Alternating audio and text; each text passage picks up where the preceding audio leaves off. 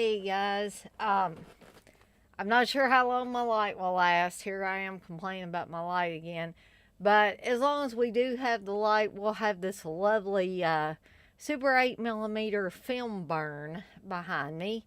And if you haven't figured out yet what I am, there we go. Just adjust my camera a little bit. If you haven't figured out what we're going to be talking about tonight, we are going to be talking about some Grindhouse classics.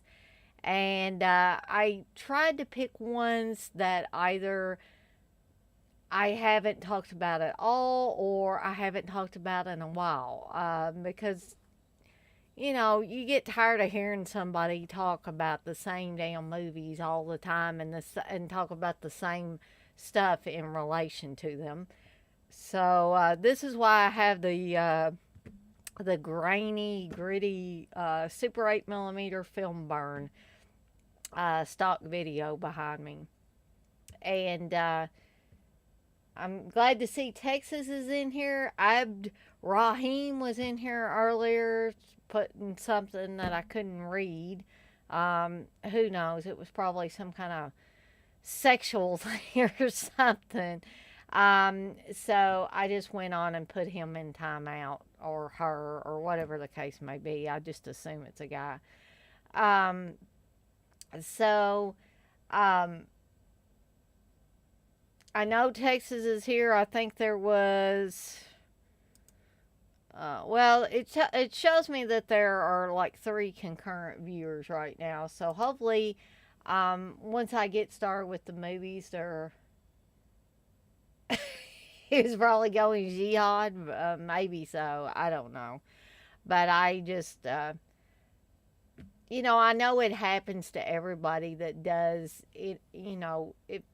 I'm not popular by any means or any stretch of the imagination, but anybody that does a lot of live streams, I guess, is going to have this kind of nonsense happen. Hey, Wes. Yeah, it's okay now. You're here, so um, I'm thinking, Wes. I saw that you went on. I guess it might have been a night trip too, but I assume you and Sarah went on a day trip to Huntington and went into a Spirit Halloween store and all that good stuff. So I hope you guys had a good time. I hope before Halloween gets here we can visit a Spirit Halloween store with you guys. Um, Texas, you're on too. Like you're on your TV and your phone. Okay, gotcha. Um, Wes, you say you? Yeah, I held back. I didn't buy nothing. Yeah, it's at least for me. I know every year when it gets around Halloween time, and there went my light as usual. But I'm gonna hold off switching them out and let that one charge if you guys can tolerate it for a little bit. Um, but anyways, it'll make it look even grainier, and it'll look even more like Grindhouse on it. But anyway, I know how tempting it is, at least for me anyway, to um, buy a lot of stuff, especially around this time of the year.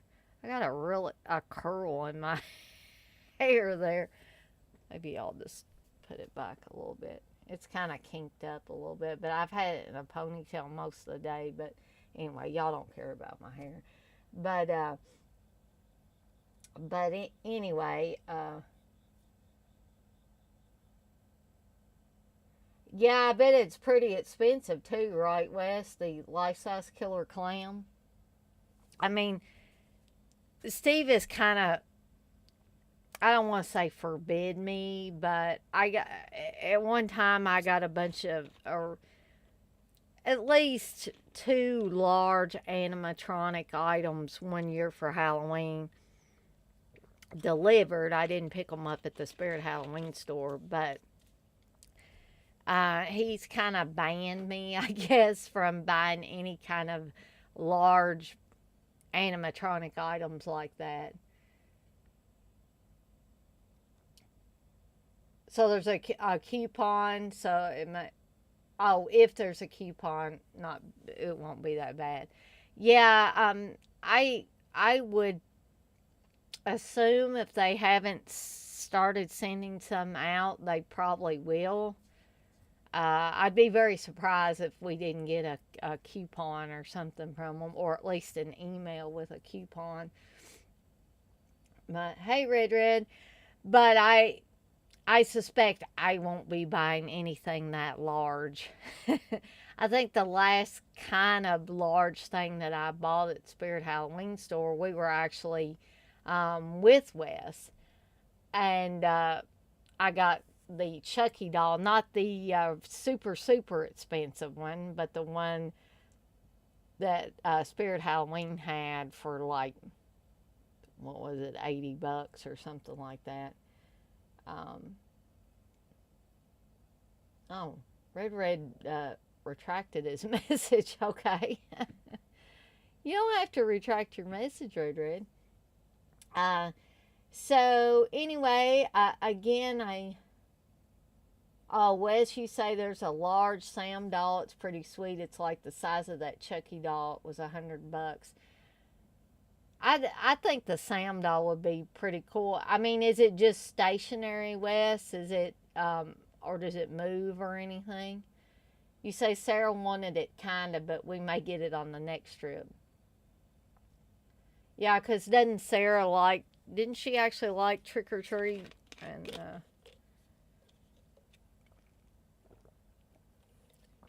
or she at least likes Sam, I think.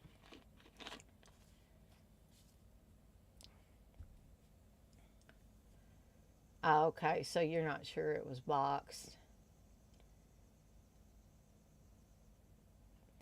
Texas, you say Jimmy wants to buy one of those $400 nubbins and drive around with it in his car. I would love to have something like that. But I don't really see myself plopping down $400 right now. Yeah, I knew she liked there were, like a handful of horror movies that she likes. She doesn't like all the ones that all of us like, but I knew she did like a few of them. She likes a lot of the Friday 13th and the Creep Show. Yeah, those are good ones. Those are definitely good ones to like.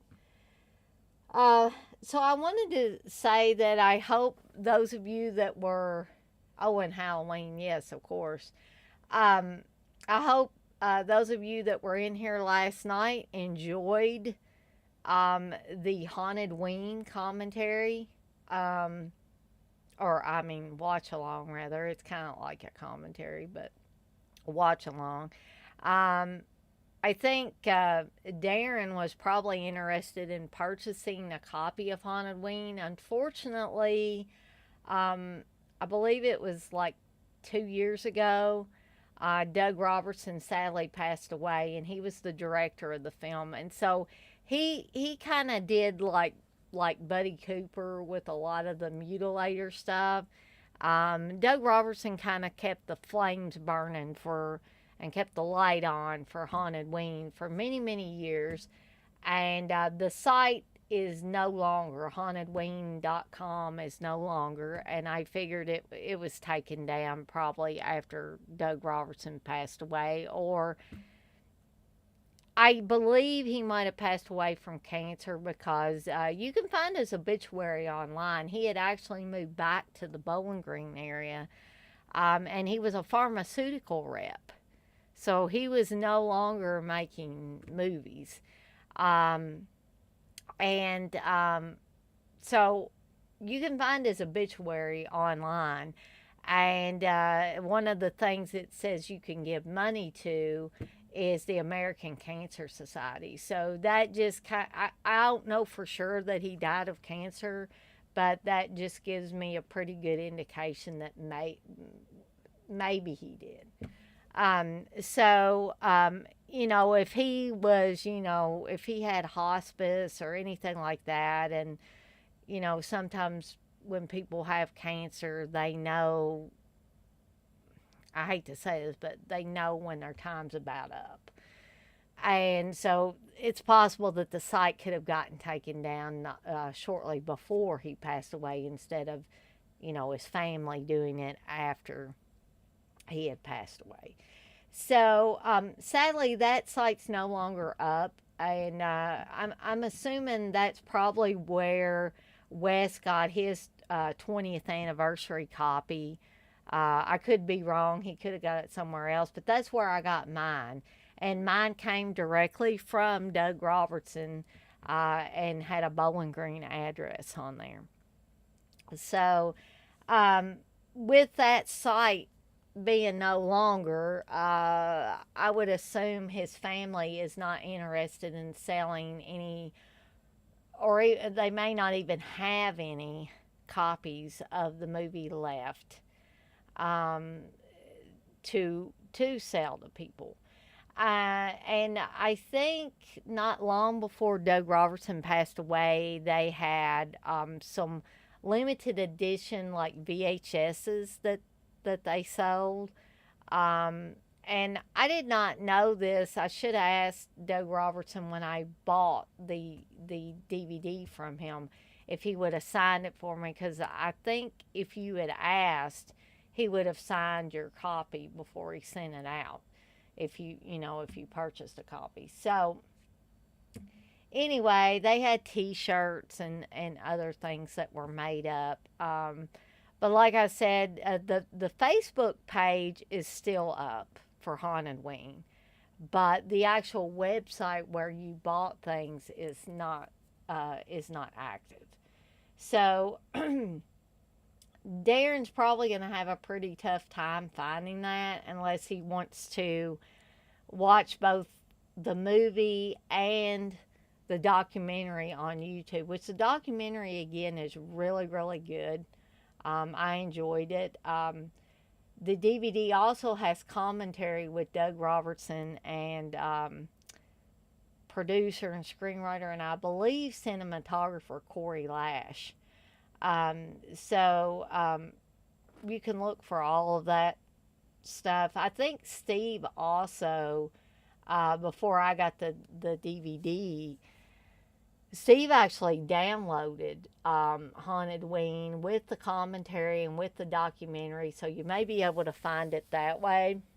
Um, so, in any event, I hope everybody that was in here last night enjoyed the watch along. It seemed like everybody did, except poor Texas. He couldn't find the version we were watching on YouTube, and I feel bad about that. And so next time we do a watch along, which will probably be this next Sunday, I'm going to do a watch along for Slaughter High. So if I can find a link to it on YouTube, I will be sure to put it in the chat this time, so that people will have easy access. I guess I mistakenly thought that everybody was seeing the links when I put it in the comment under the original advertising for the watch along.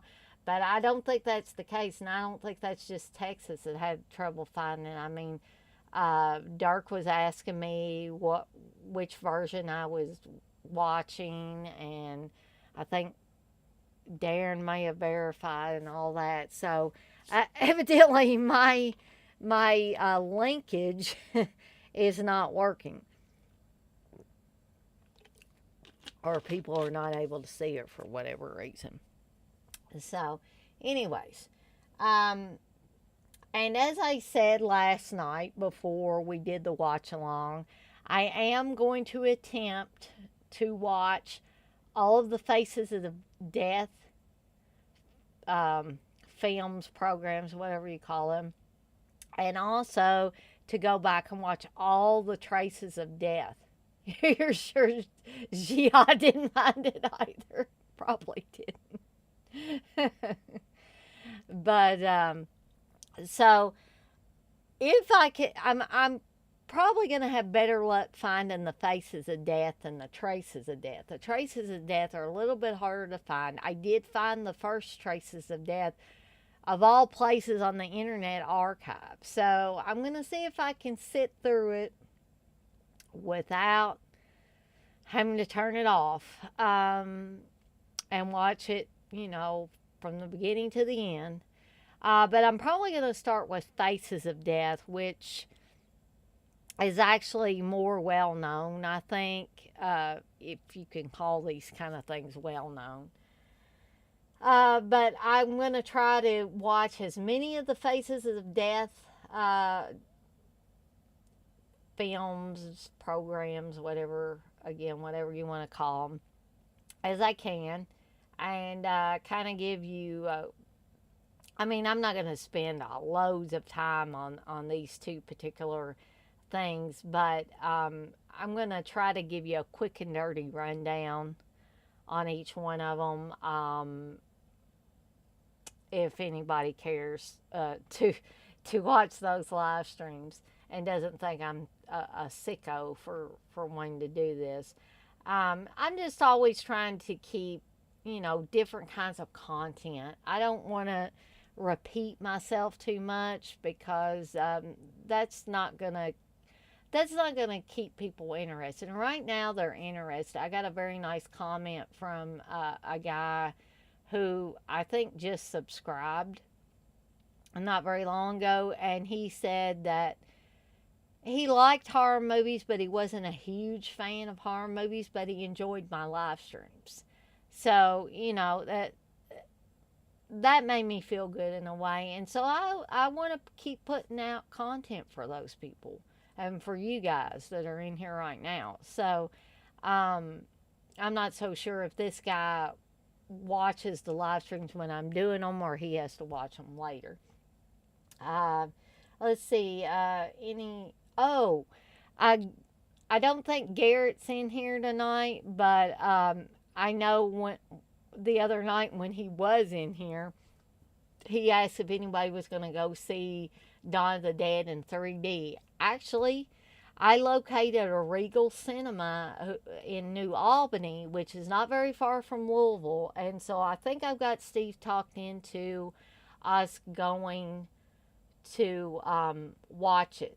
But it's not until like Halloween weekend or whatever, or Halloween week, whatever you want to call it. That Friday, I'm going to get us tickets.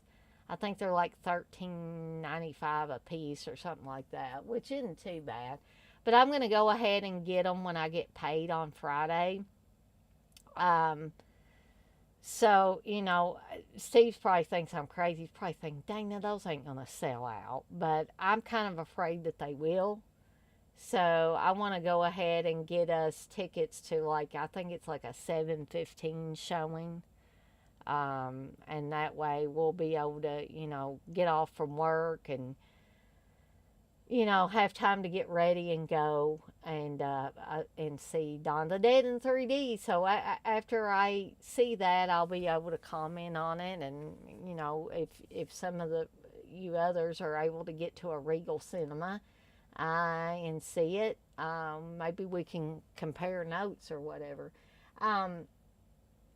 So in other news, Dirk did get his t-shirt, his Tenebrae shirt, and he did put a picture of it on my regular Facebook page, not the Deadites on Deck Facebook page, but my personal Facebook page. So if you want to check that out and see what that looks like, I thought it looked pretty good. I'm just glad that Dirk likes it. And I hope that the shirt holds up well for him. We do, courtesy of Steve, I have an idea for a new design that I'm going to try to get put together soon. I know Texas had talked about a Goddamn Bob shirt and sticker featuring Bob from House by the Cemetery. But Steve had a very amusing idea. And he said, you should have Bob, and he was talking about Bob from City of the Living Dead, Giovanni Lombardo Radice. with his mouth open, going like that, and that blow up doll that he had from City of the Living Dead. And then I said, yeah, and when Steve said, uh, the he said something about the perfect. I don't know. I can't remember exactly how he put it now, but I am wanting to put the perfect relationship down under the picture. I just think that's going to be hilarious. So if you guys are interested in buying a shirt like that, and I will, I kind of have a design in mind, or kind of partially done, Texas, for the goddamn Bob shirt. Um, hey, Red, you're back. Uh, so if you're interested in either of those two things, you can look forward to those being on the site, on the Etsy shop soon, the Morbid Beauty Boutique. Um, Texas, you say you saw him wearing it last night on the stream. He did. um, so I'm really glad that he likes it, and he said he had showed it to a few other people and they thought it was badass. So I was like, send them my way, I'll be glad to make them a shirt. So anyway, with all of that being said, I think we'll go ahead and get started with the movies. We might have some people join us a little bit later, or this might be it for the night. Steve was like, are you doing a stream tonight? I said, yeah. Remember I said I was going to do one on Grindhouse Classics? Yeah, he said. So I have 10 movies here that I either have not talked about for a while, or possibly not at all, or just really briefly, that I consider Grindhouse types of movies. And I'm not anticipating going on for like 3 hours, but forgive me if I do. I've been trying to kind of motivate or force myself to go through this stuff quicker. Just because, especially on a Sunday when people's work week is getting ready to start, I really don't want to keep people awake that long, or, sitting in front of their computers or TVs or phone, whatever. So we're going to go ahead and get started. And y'all feel free to put, whatever in the chat. Just please don't call me names, because I might get my feelings hurt. But so we're going to get started, and these are pretty much in alphabetical order. That's how I pull them off of my shelf. But we're going to get started with Fulci's The Beyond. And as you can tell, this is an Arrow release, one of the Arrow releases that had that cool white cover, and then you just slide the Blu-ray out. I thought these were really cool. It has, two different versions of artwork there. And we actually have 2 discs with this. And see, you can, I'm not sure what that is on there. You can actually, even if you wanted to, you could slide it around like that and have the other artwork. So I'm just going to turn it back around there. And this has a Blu-ray with the movie on it, and then it has Blu-ray special features, and then it has a second disc with more special features, because these things, when they came out, they were packed. That was the other thing I liked about them. Texas, you're missing church for this? Oh, shame on me. I'm causing you to miss church. So this was not the first Fulci film I saw. The first Fulci film I saw was City of the Living Dead, aka The Gates of Hell. And I've told this story a million times about the reason why I watched The Gates of Hell before I watched any of these others, before I even discovered any of these others. And that was because The Gates of Hell was a movie that my parents saw at the drive in. Well, of course, when I was really, really young. But I remember, growing up, my dad talking about this movie that had flying maggots and a guy getting his head drilled, which we know now that's Giovanni's character of Bob, who gets his head drilled. And that scene, although gruesome, doesn't really have anything to do with the zombies that are, the dead that are coming back and causing havoc. That kill is done by a girl's father because he thinks that Bob is gonna like molest his daughter, who's I think is old enough to take care of herself. She's not a little girl, so but this guy goes absolutely batshit crazy and drills Bob's head. And then I think later Bob turns into a zombie himself after he gets killed. Texas, you say I have the Beyond and that numbered steel box from Anchor Bay. That's cool. I don't have that version. I have another version that Steve got me. That's a Grindhouse releasing version of it. So I actually have two Blu-rays, and I'm actually anticipating the 4K when it comes out. Robert Long, you want to know, did you ever watch I Was a Teenage Zombie from 1987? No, I have not watched that, Robert Long. Perhaps I need to, though. Well, she said I have Beyond and Let Sleeping Corpses Lie 10 still sealed. Now, I have not the original Halloween, but I think I have like a Halloween 4 10, and I thought I had an Evil Dead 2 10, but mine aren't sealed, unfortunately.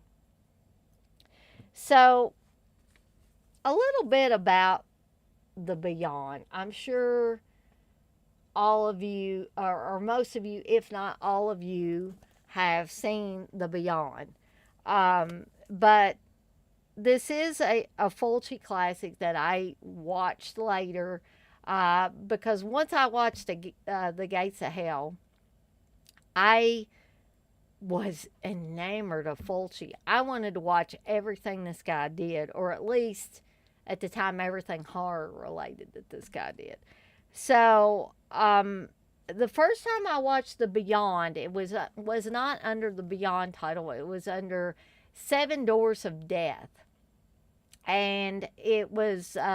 I don't even think I knew it was a Fulci movie at that time. I found out later because Seven Doors of Death was directed by Lewis Fuller, which I guess was a pseudonym that Fulci used. And also, the sad thing is that Seven Doors of Death is a cut version of The Beyond. So you can only imagine my thrill whenever I finally got to watch this under the Beyond title and got to see it in all its gory glory. Robert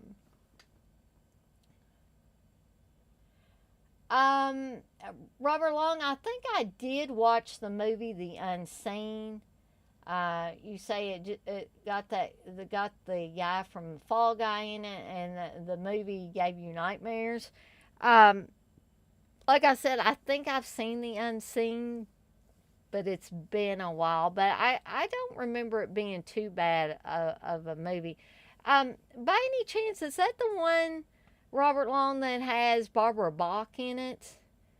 Or am I confusing that with another one? Because there's several of those movies there, probably about around the same time, that had similar themes. And so sometimes I get them confused. So, this is kind of like continuing Fulci's dabbling and death and people coming back as zombies and people going, in this case, into the beyond. And it starts out, it's supposed to be in Louisiana. And I believe a lot of this was filmed actually in Louisiana. Um,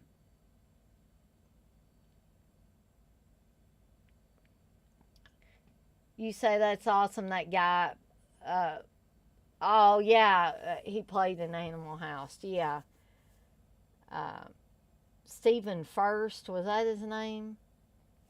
I think. But so it starts out.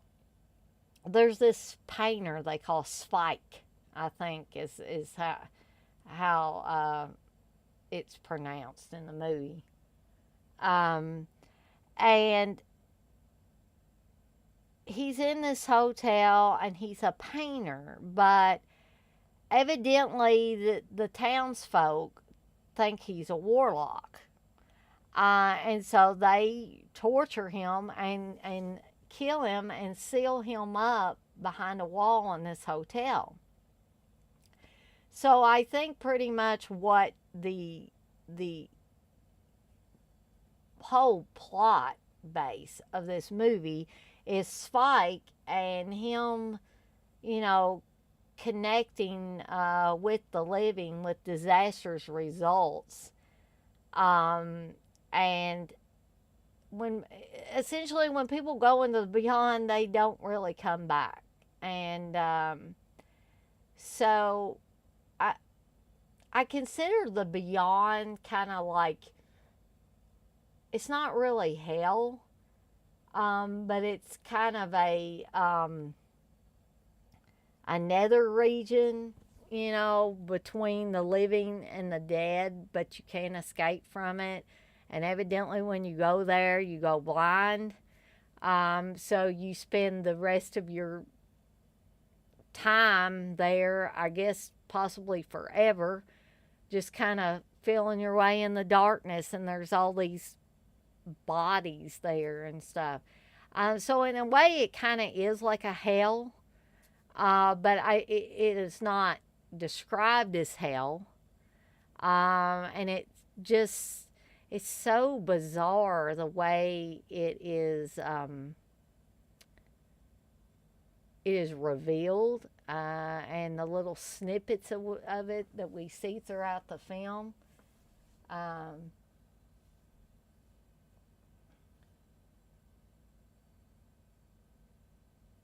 uh, let's see. Yes, Texas. I have seen Up the Academy. It's been a while. Ralph Macchio's first film. Um, Robert Long, you say love the movie Up the Academy. Texas, you say it's a great movie.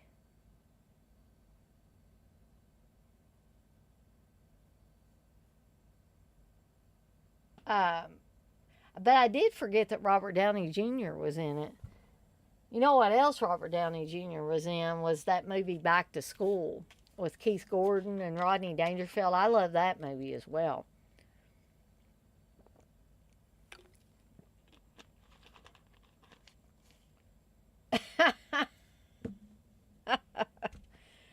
uh, Robert Long, you say it sticks like a turd in a punch bowl. Oh, okay. What did you say? I'm going to start referring to my nether region as the beyond. Oh boy. Robert Long, you say he was playing soccer.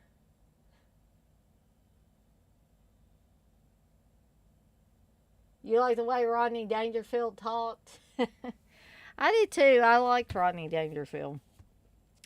So back to the Beyond. I'm going to give you a little bit of plot about the Beyond.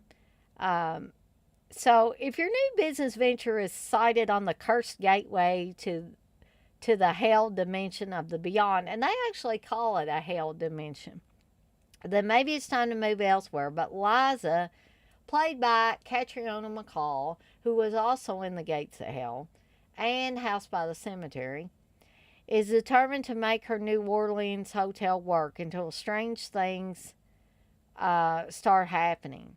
People vanish, and her waking thoughts are haunted by a ghostly blind woman who seems to hold the answers to the whole bizarre fever dream. As reality breaks down and the plot explodes, Liza must journey far from everything she understands and descend into the beyond. The Beyond is Fulci's zombie masterwork as he assaults his audience with shock after head spinning shock, all the while leading up to one of the horror cinema's most heart stopping finales. The Beyond drives sane men mad and leads others to murder. Dare you step over to the other side? So, there are some amazing set pieces in this. And usually, when I talk about amazing set pieces, I'm usually talking about an Argento movie. But this one has them all over the place. One in particular is the little girl who's basically gets shot in the head, and you see a close up of her, this hole appearing in her head. It is such a great shot. And I always love that shot. The zombies that come back, I think they're great for the most part. There are a few that look a little, odd, but for the overall effect of the zombies in the Beyond, I really enjoy it. David Warbeck is great in this. And, believe it or not, I did not know that David Warbeck was gay for a long time because they always had him pretty much, excuse me, excuse me. I've been doing a lot of that today. But in most movies that I saw David Warbeck in, they pretty much had him set up as a leading man. But one of the last interviews he did before he sadly passed away from cancer, it was clear by his mannerisms and stuff that he was gay. Also, when he would talk during commentaries, when I finally did listen to a commentary that he was on, you could clearly tell he was gay. But prior to me being able to witness those two things, I had no idea about that. But he's really good in this film. I think David Warbeck is pretty much good in anything that he is in. I think he was a very well accomplished actor. He and Catriona McCall, I think, complemented each other very well. I also thought Catriona McCall and Christopher George complemented each other in City of the Living Dead as well. So, for all the talk about Fulci not liking actors or not liking women and wanting to torture them in films, he surely had had an eye for knowing who would work well together. Thank you, Texas. Yep. You say he was in Weird Science as well. I liked that movie a lot when I was in elementary, but now it's just decent.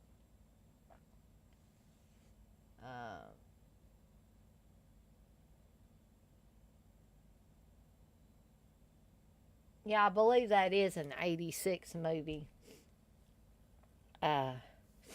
But anyway, I've been very congested today. This is one of these days where my head just feels swimmy and stuff. So maybe I'll feel better if I sneeze a few times. So again, I'm not going to go, on and on and on about the plot of The Beyond because I figure that you guys have seen it. And so there's really no reason to go on and on about every intricate detail in a movie if you're pretty sure that most of the people that are in your stream have seen the movie. But I do think it's a great movie, a great Fulci movie. It was a great entry into the zombie stuff. We're actually going to talk about another Fulci film a little later, which is why I hope that Dirk would be in here tonight. But unfortunately, I don't think that's going to be the case unless he shows up a little later. But I did want to talk about the extras that are on this particular release. So this edition contains a 4-option reversible sleeve with original and newly commissioned artwork, a double-sided fold-out poster, 32-page collector's booklet, which I can probably show you that. Here's, let me see Fulci down there. I was just trying to show you a few pictures. I'm not sure how good you can see those. But yeah, that's the 32-page booklet. Let me see if I can show you this double-sided poster with the 2 different versions of the artwork.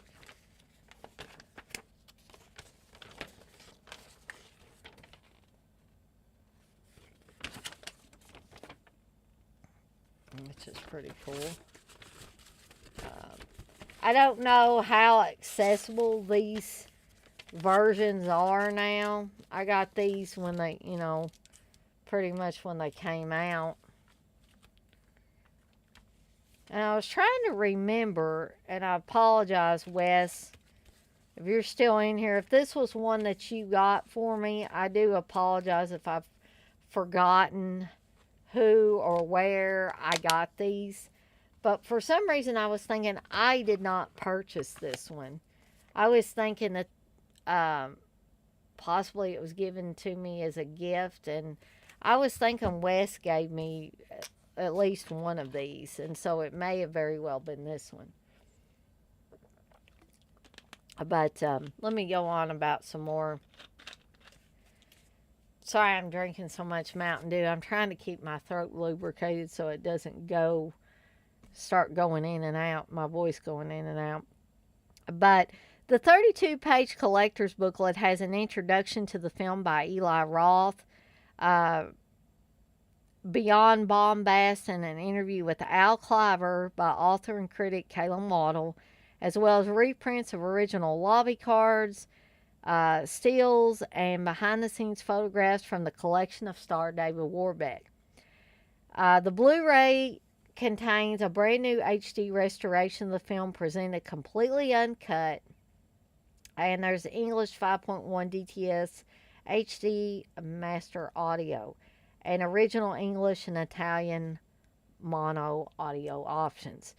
The Blu-ray special features include introduction by star Cinzia Monreal, audio commentary with Antonella Fulci, who is Lucio Fulci's daughter, and Calum Waddle, audio commentary with David Warbeck and Catriona McCall, aka Sarah Keller. Cinzia Monreal remembers the Beyond, Catriona McCall Q&A from the Glasgow Film Theatre, and Open Your Eyes Easter Egg. The Disc 2 special features include One Step Beyond, Catriona McCall remembers a spaghetti splatter classic, Beyond Italy, Louis Fuller and the 7 Doors of Death interview with U.S. distributor and editor of the Beyond, Terry Levine, Butcher, Baker, and Zombie Maker, The Living Dead Legacy of Special Effects Wizard Gianetto de Rossi, Fulci Flashbacks, Dario Argento, Daria Nicoletti, Sergio Stivoletti, Antonella Fulci, and others remember the godfather of gore, alternative color pre-credit sequence, and the original international trailer. Yep, good old Mountain Dew, that's right. So that is the Beyond, and as promised, I am not going to talk about each movie for like an hour or something, or, or even 30 minutes. I'm trying to keep these short and sweet and to the point. Um, and by that, I mean, if by some chance some of you have not seen The Beyond, I hope that I will encourage you to want to seek out The Beyond and watch it. Again, I am waiting for and eagerly anticipating the 4K release of The Beyond, which will be coming soon. So, y'all feel free to keep talking about The Beyond or anything else that you want to talk about. I know Robert Long was talking about some 80s movies, which is cool. I don't mind that. I texted you, said they should have had a special commentary by Eli Roth's ear hair. What about his nose hair? That would have been funny too. Okay, so moving right along, we're going to have a couple of cannibal films right in a row. And these two particular cannibal films are the biggies for me. They're the ones I remember the most, the ones that I personally discovered first. I'm not saying I discovered them before anybody else. I'm just saying in my personal life, they were the cannibal films that I saw first. The first one is Cannibal Ferox. And this is the movie that Giovanni Lombardo Radice pretty much hates.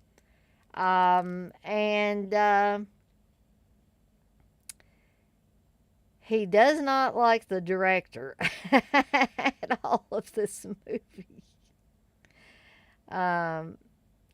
He is not, he's not a happy camper when it comes to talking about Umberto Lenzi. I did an interview with him several years ago and talked about Ferox. And he was, at first he was like, oh God, not that movie again. It's like, but I'll tell you, Giovanni was very gracious, willing to, answer any questions I put to him. Even though I'm sure he's been asked about this movie in particular a gazillion times. Cannibal Clorox.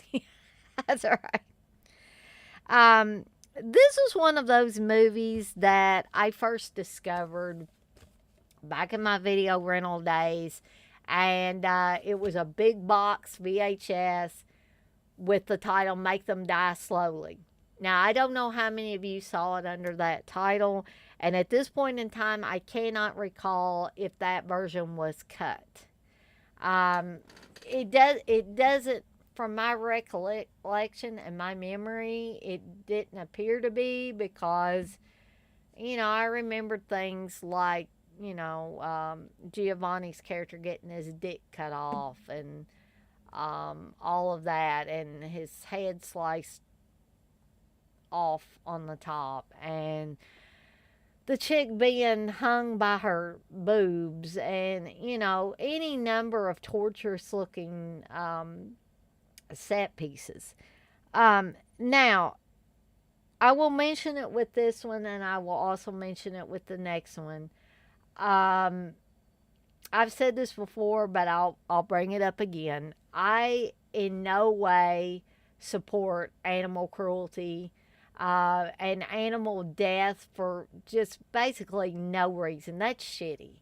And I'm with Giovanni on this. Lindsay shouldn't have done that. And Lindsay tried to force Giovanni's hand and make him stab the poor little pig in this movie. And Giovanni was like, basically, fuck you, dude. I'm not going to stab any pig. And so the hand that actually stabs this poor animal is not Giovanni's hand, but it's supposed to be his character of Mike that is killing the pig. And there's other scenes where, for instance, a snake eating a mongoose or some kind of furry mammal of some sort. And they basically, the story is that they had this, the snake wasn't even hungry. The snake didn't even want to eat. They kind of, force fed this poor animal to the snake. And, eventually, if you keep forcing something on another animal, it's probably going to say, will you leave me the hell alone? All right, I'll eat this damn animal for you if you want. But, Lindsay can, and these other directors that had real animal cruelty in their movies, they can go on and on about how it was necessary or how they needed it for certain markets. If it had been me, I would have said, forget the other markets. I don't care. I am not going to kill real animals in my film. So evidently they didn't give a shit about these poor animals. And I promise, guys, I will get off my soapbox here in a minute. But that is the only thing that I have full disdain and distaste and revulsion for in both of these two movies that I want to talk about, as well as any other movie that will have real animal cruelty. Now, you guys may think I'm weird, but I hope you don't think I'm sadistic, at least as sadistic as these guys that were killing real animals to make a damn movie.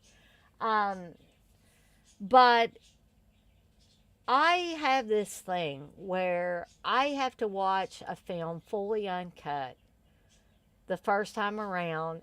And yes, even if that includes animal cruelty. But then after that, I will either close my eyes or, close my eyes, close my ears, and won't look at it from then on out. Or, as is the option on a lot of these films now, you can watch the animal cruelty free version, which I am thankful to. I am not for censorship, but these are things that shouldn't have been filmed in the first place. They were not essential to the plot. They were real. They were not anything faked. What I have a problem with as far as censorship is when stuff is obviously faked. And people say, oh, no, you can't have that in there. Oh, heaven forbid we should see some, fake evisceration of a person in the movie. But, but I applaud these companies that actually, like Grindhouse Releasing, that actually release the stuff in two versions and include a animal cruelty free version, because there, as I said before, there is no reason on earth that they had to kill real animals in these movies. I don't care what way you want to slice it. They didn't need to kill the animals. That was not anything that was essential to the plot of this movie. It was not going to move the movie along. And any right-thinking people's not going to say, oh, cool, animal cruelty. I want to see them kill animals in there. What kind of monster would want that?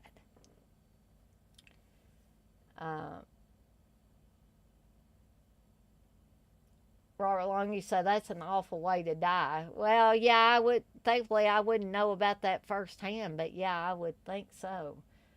Texas, you say, I saw the trailer to make them die slowly, and that was enough for me. I got you, Texas. Robert Long, you say, that's right, I love my cat. I remember that movie Dreamscape, The Snake Man. Well, Robert Long, I couldn't really comment on Dreamscape because I know I've seen it, but it has been so long since I've seen it that I can't even recall Snake Man at this point. I do apologize, though. But so, I mean, other than, I'll get off my soapbox now about the animal cruelty, but I will give you a little bit of a plot rundown, if you can call it that, for Cannibal Ferox. Cannibal Ferox Assault Your Senses is a group of Americans lost in the jungles of Amazonia experience brutal retribution at the hands of blood-crazed cannibals. Shot on location in the savage Amazon wilds of South America, Cannibal Ferox is one of the most violent and shocking films ever made. There are at least 24 scenes of barbaric torture and sadistic cruelty graphically shown. If the presentation of disgusting and repulsive subject matter upsets you, please do not view this film. There is also a warning on the front that says, "Warning, due to its shocking and violent subject matter, no one under 17 should view this film." The other thing I remember about the big box, Make Them Die Slowly version of Cannibal Ferox is the fact that it had banned in some, like 31 countries or something like that. And let me tell you guys, when I was a kid or growing up, when I saw something like that, well, heck yeah, I was going to want to see it. Even if that was untrue, if it was blasted all over the VHS cover, this horror fan was going to see it, for one.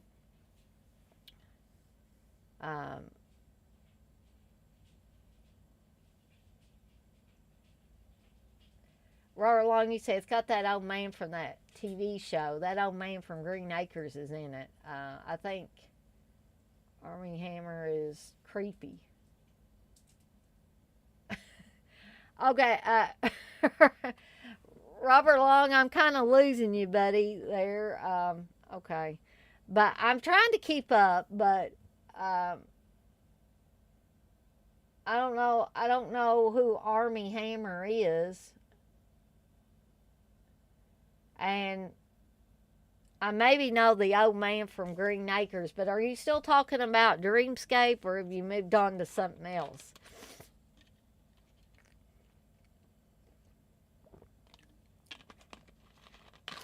But so anyway, I used to think that this one was the balls to the wall cannibal movie.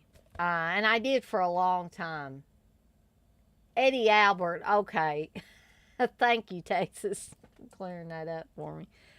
Um, but the one I'm going to talk about here in a minute, actually, in my opinion, is the one that's balls to the wall. Because I think it takes it one or two steps further than Cannibal Ferox does. So this was the 1983 Gore Film of the Year, according to Rick Sullivan of the Gore Gazette. Chaz Balian, who used to do Deep Red magazine, he said it was outrageous and brazen, goes well beyond what you're used to seeing, and that's coming from a guy who covered a lot of movies of similar ilk. So, ultra violent and unrelenting. It beats you to a bloody pulp. And Bill Landis, who did Sleazoid Express, said that. So, the special features on this Grindhouse releasing Blu-ray. You get the original, unrated, uncensored director's cut. Spectacular new 2K transfer scanned from the original camera negative. Shocking deleted footage lost for over 30 years. Breathtaking digital stereo remix by Academy Award winner Paul Audison. Optional Italian language soundtrack and original mono mix. Candid and shocking audio commentary by director Umberto Lenzi and star John Morgan, a.k.a. Giovanni Lombardo Radice. And I'm surprised that Giovanni would even be in the same room. And maybe he wasn't in the same room, but I assume he was. Provocative and in-depth interviews with director Umberto Lenzi, stars Giovanni Lombardo Radice, Danilo Mattei, and Zora Karawa, and special effects master Gino De Rossi. Eaten Alive, the rise and fall of the Italian cannibal film. which I think is actually a pretty good documentary. All new feature length documentary containing interviews with Umberto Lenzi, Ruggero Deodato, Sergio Martino, Giovanni Lombardo Radice, and Robert Kerman. Original Italian, German, and U.S. theatrical trailers. Extensive gallery of stills and poster art. Liner notes by legendary 42nd Street historian Bill Landis, author of Sleazoid Express, and Eli Roth, director of Hostel and The Green Inferno. Plus a bonus CD with the original soundtrack album by, is it Booty Maglione, newly remastered and stunning 24-bit 96 kilohertz sound, and other surprises. So, this is actually the CD with the chick with the hooks in her boobs. That shot always looks so painful to me. Even though I knew it was fake, it still looks very, very painful. And then, of course, and I hope this doesn't get me booted off of YouTube for the topless shot there.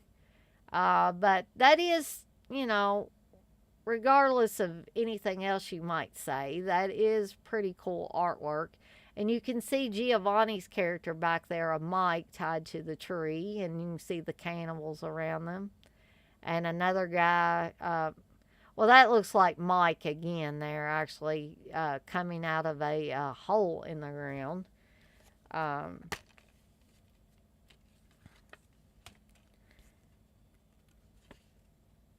And so, actually, I hope, I'm not going to show the nether regions of Mike there, because I really don't want to get booted off of YouTube, and I'm afraid that some of these shots might get me kicked off of YouTube.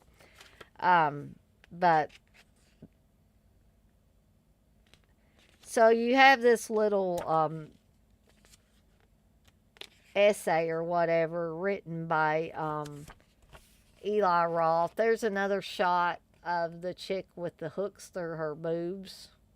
There's some of the cannibals eating some intestines, it looks like.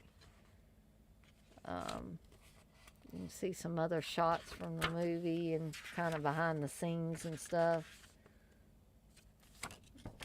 See a few more gruesome shots there. So you get the little booklet.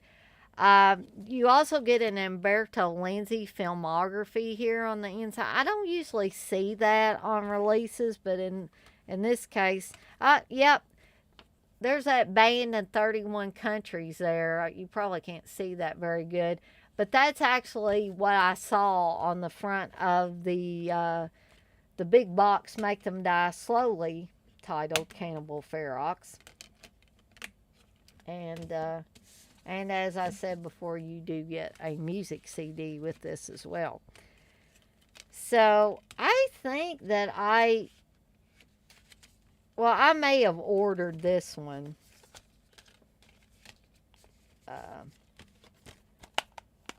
But the next one I'm going to talk about, I think I ended up purchasing it from Wild and Woolly when it was still open, which was a big video rental place around Louisville for a long time that closed in the last few years, unfortunately.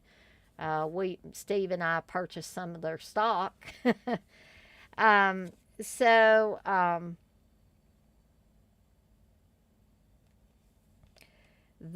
is Cannibal Ferox, and I will say that it is pretty shocking.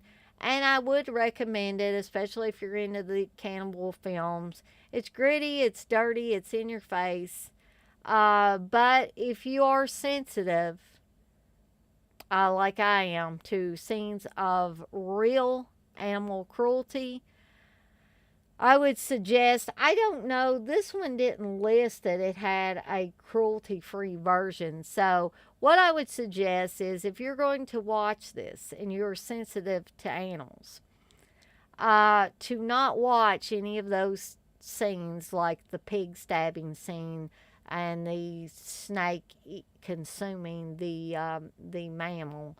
Um, those two things in particular, I would kind of bypass. But other than that, I think this is a great piece of grindhouse exploitation sleaze, basically. So that is Campbell Ferox. Uh, Texas, I didn't know that about. I mean, I may have known that he maybe smoked weed or something, but I didn't know he was a bootlegger. I had never heard that about him. I just always would read his deep red stuff. Not, I don't think I ever got a copy of his little fanzine or magazine, but I did get to the Gore Score. That he, I think he did a couple of Gore Scores. One much later than the other, but I had the original Score, and then I had the later one that he did, and I think he passed away several years ago. I was thinking he had cancer too, but yeah, I had no idea he was a bootlegger. Um, but I don't. Generally, I don't. I don't hold that against people because I think pretty much all of us have been like, we're not bootleggers in the sense that we're selling this stuff. But who hasn't like copied a VHS tape or gotten a DVD from Netflix and made a copy of it? Or, as in Steve's case, he's got many hard drives full of movies. None of that is legal, really. But almost all of us have done it. And Texas, I'm not saying that you you have done it. I'm just saying I can't really, um, because I've done it, and I'm sure a lot of other people have done it in some form or another. And I'm not saying you've done it, Texas. I'm just saying a lot of us have. So I can't really justify holding any ill will towards Chaz Valiant or anybody else for bootlegging when heck it still goes on at conventions and people still buy that shit too. I try not to because the quality is less than great. Um, so Texas, you say he used to bootleg deep red. People used to talk crap about him in Film Threat. I guess I didn't pay that much attention to Film Threat. But I mean, yeah, it's not a good idea to bootleg shit, but um, I don't know. Who am I? I'm not Lily White either. So, um, and if the FBI wanted to come after somebody like me, they'd probably have pretty good legs to stand on if they wanted to, or Steve, or many of these other people that I'm just saying the majority of people can't say that they've never copied a video or never downloaded something illegally. Maybe not even movies, maybe it's music or something. But again, Texas, I'm not saying that you have because I don't know what somebody's done. I only essentially know what I've done or people close to me have done. Um, Texas, you say Steve flies around the world and buys all of his movies. Well, he doesn't do that. I think Steve is too exhausted to do anything like that. Um, Well, Texas, I guess I just didn't know that much personally about Chaz Valiant. I just thought it was pretty cool that he did those gore score things. I got some enjoyment out of it. Like I said, I don't delve too deeply into anybody's personal life, and I'm not saying you do either. I'm just saying um, I never ran across, I guess, anything on his personal life. Therefore, I have no point of reference. Um, but you say you don't really care, but he was one of those people who thought he was better than everyone else regarding films. And perhaps he did. Like I said, I really, as far as him personally and his personality and how he treated other people in the horror and exploitation circles, I haven't a clue. Um, I just know like I said, the gore score stuff that he put out basically, and the briefly about the Deep Red magazine, or fanzine, whatever you want to call it, of which I never got to actually see a copy. So anyway, I'm gonna move on to the next cannibal movie. This is the one that after several years, I consider the one that's balls to the wall.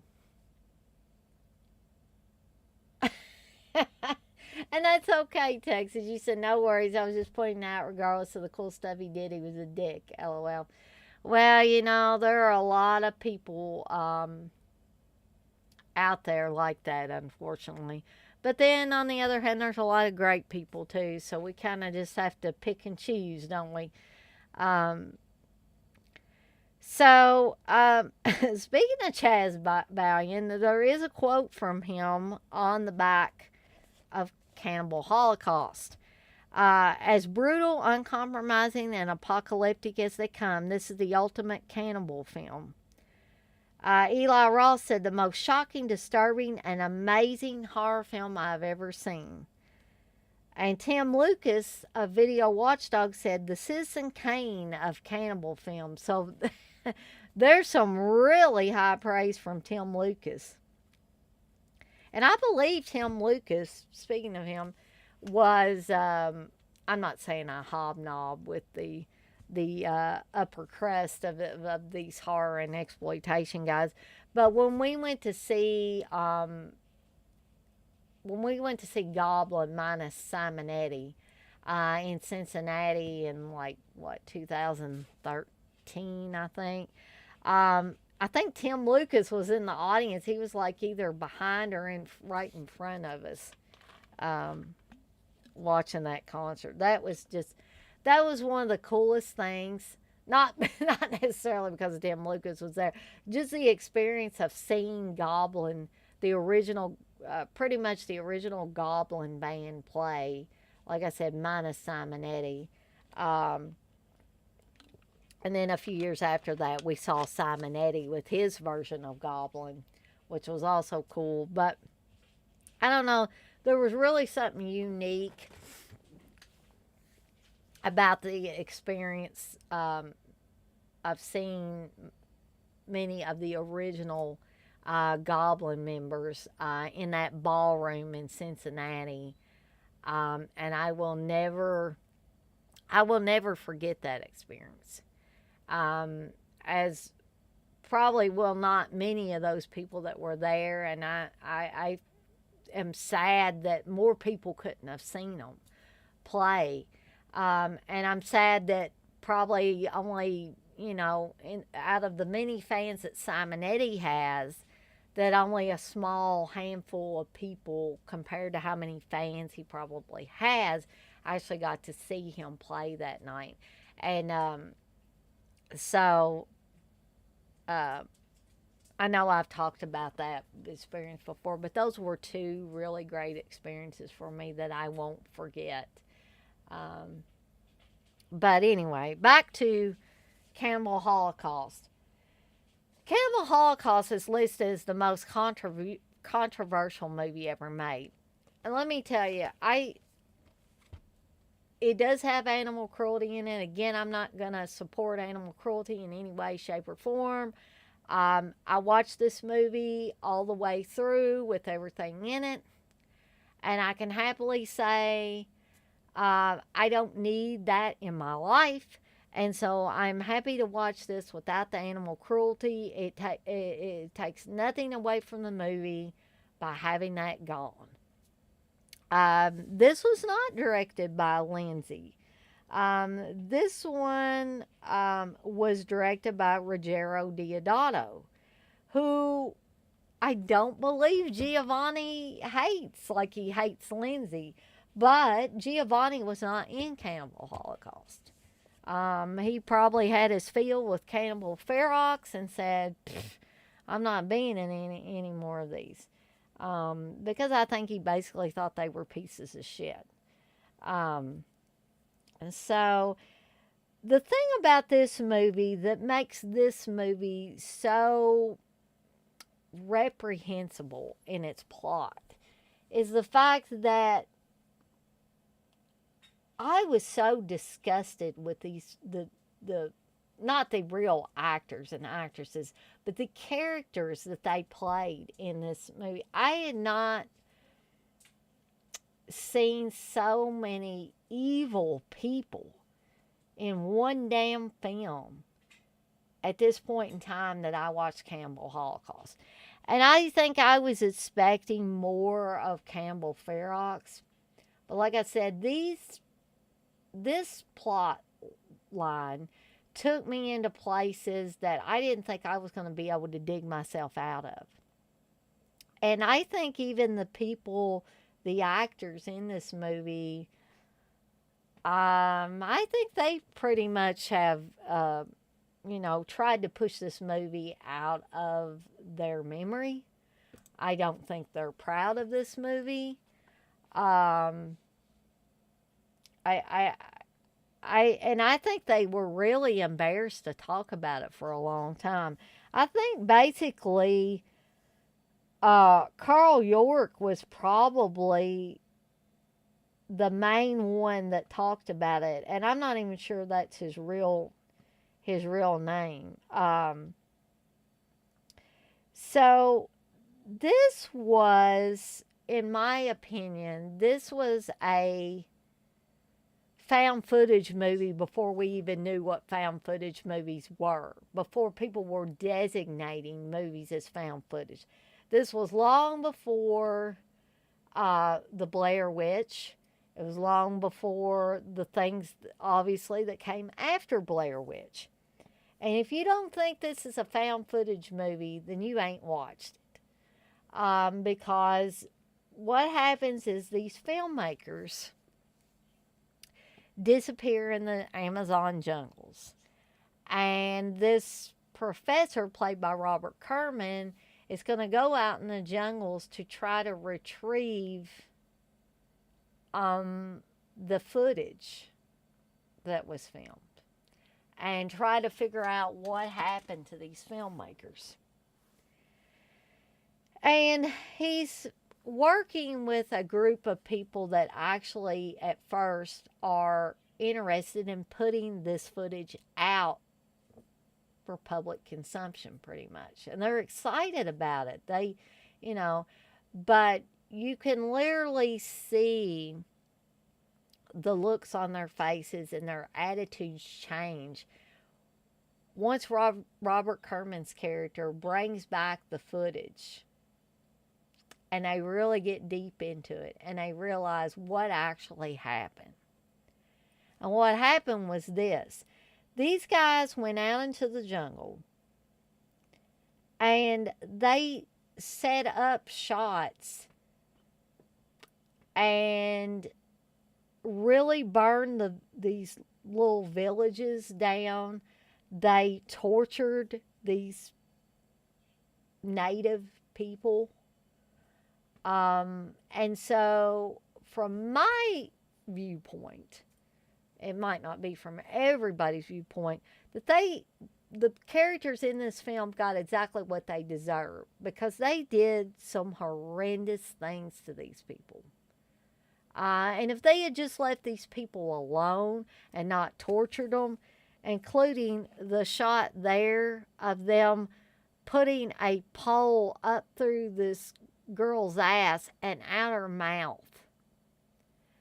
And you everything that they do, you think, oh Lord, I hope this is the worst thing they do. No, it just gets worse and worse and worse.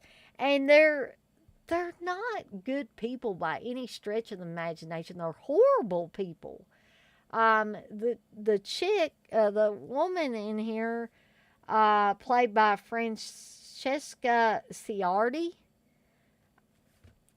she, I don't know. I don't know what way to describe her really. But that character in the movie, as portrayed in the movie, seems to have no qualms about anything. She'll get naked in front of whoever, not just the guy that that Carl York's character, who's supposed to be her boyfriend, who they have sex in front of people. He basically rips off her clothes, climbs up on top of her, and ruts on her like an animal and animals in heat. And then she's fighting him, and then she acts like she likes it, and then she's fighting him again, and they get in fights all the time. And it's like, do you people have no shame at all? I could not imagine any normal, right thinking person doing anything like that. And this is all before any of the stuff with the native cannibal people happens. And then it just goes from bad to worse. You really like, these people are just assholes. But then you realize these people are freaking dangerous. They're not only assholes, they're dangerous. And so, whereas Campbell Ferox only had maybe a couple of people, Giovanni's character of Mike and Zora Karawa, who I believe is the blonde in that, the one that gets the hooks through her boobies, they are pretty awful. And their characters are pretty awful. But this movie, all of them are awful. They're just horrible, horrible people. So, what happens is we see Robert Kerman's character go into the Amazon jungles. He is able to gain the trust of these cannibal people and get the footage back. So then he brings it back, I believe it's supposed to be New York, and he brings the footage back, and all the people sit down to watch it. And you can just see the utter revulsion on their face when they realize what they actually have here. And the final shots are of the filmmakers themselves getting killed on camera by the cannibals. But the reason why it happens is because they tortured these people first. If they had just been left alone, I don't think this would have ever happened within the movie. But because they were so horrendous and had no morals whatsoever, they pretty much, within this film, they got exactly what they deserved. So that is why I think this one is more balls to the wall, more repulsive, more exploitive than Cannibal Ferox. Texas, you say they didn't, they were pure scum. Exactly. There was not one redeeming character in that group of filmmakers. None whatsoever. So, banned and heavily censored the world over, here is a film that surpasses its reputation as a shotgun blast to the senses. I would agree with that completely. Cannibal Holocaust presents the found footage of a group of 4 documentary filmmakers who experienced brutal death at the hands of a savage South American tribe of flesh eaters. This footage is so intense, so graphic, and so unflinching in its realism that the director and producer of Cannibal Holocaust were arrested upon its original release and the film seized because they thought it literally was a snuff film where people were actually murdered. Nothing you have seen before will prepare you for this uncompromising masterpiece of cinematic nihilism. Grindhouse Releasing proudly presents the definitive release of the most controversial movie ever made. So, special features on this, in case you care. You get a new high definition digital restoration of the original director's cut, spectacular digital stereo remix and original mono mix, commentary tracks with director Rogero Deodato and star Robert Kerman, and stars Carl York and Francesca Ciardi. New in-depth interviews with Rogero Deodato, Francesca Ciardi, assistant director Salvo Basile, and cameraman Robert Forges Davazzati, as well as classic interviews with Robert Corman, Carl York, and Riz Ortolani. Beautiful 24-page booklet containing liner notes by Eli Roth and legendary horror journalist Chaz Balian. Sorry, Texas. Extensive still galleries and theatrical trailers. A bonus CD, a newly remastered soundtrack album by Riz Ortolani, and other surprises. Now, this is one movie, too. Speaking of the soundtrack. And here's the soundtrack there. Again, I hope that doesn't get me kicked off of YouTube. And here's some cover art for it.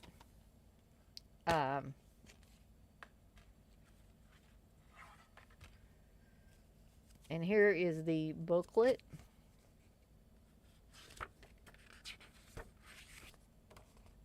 This also has some shots like that one there of rituals that they experience that evidently these natives or cannibals or whatever participate in. If somebody has cheated on their significant other, they basically torture them. There's Deodato and Eli Roth there.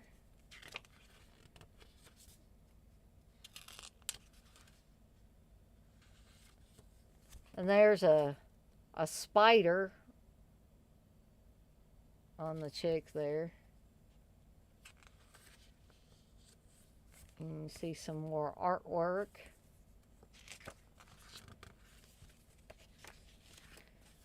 This is like got a fold out of the famous shot there.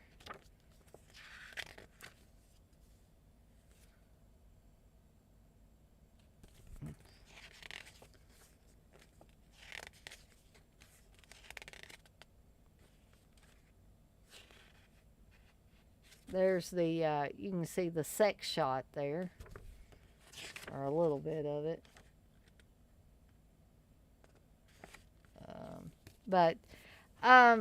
Yeah, these two movies are actually not for everyone. And I'm not even going to pretend that they are. But they are what I would consider Grindhouse films. Because they're gritty, they're unflinching, they deal with subject matter that makes us uncomfortable.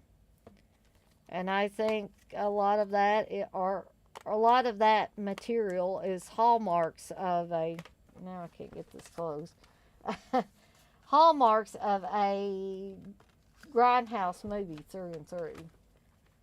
So, yeah, maybe that doesn't go in there. Maybe it needs to go.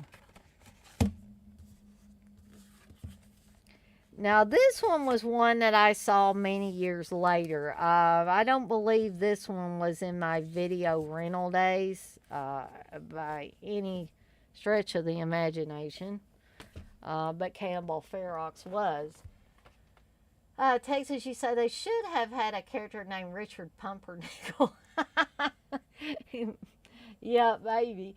Guys, I am going to, before I move forward with the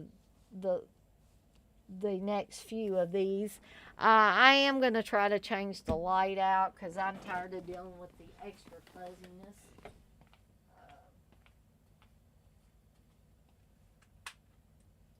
Perhaps it may stay on there long enough for me to get through these others.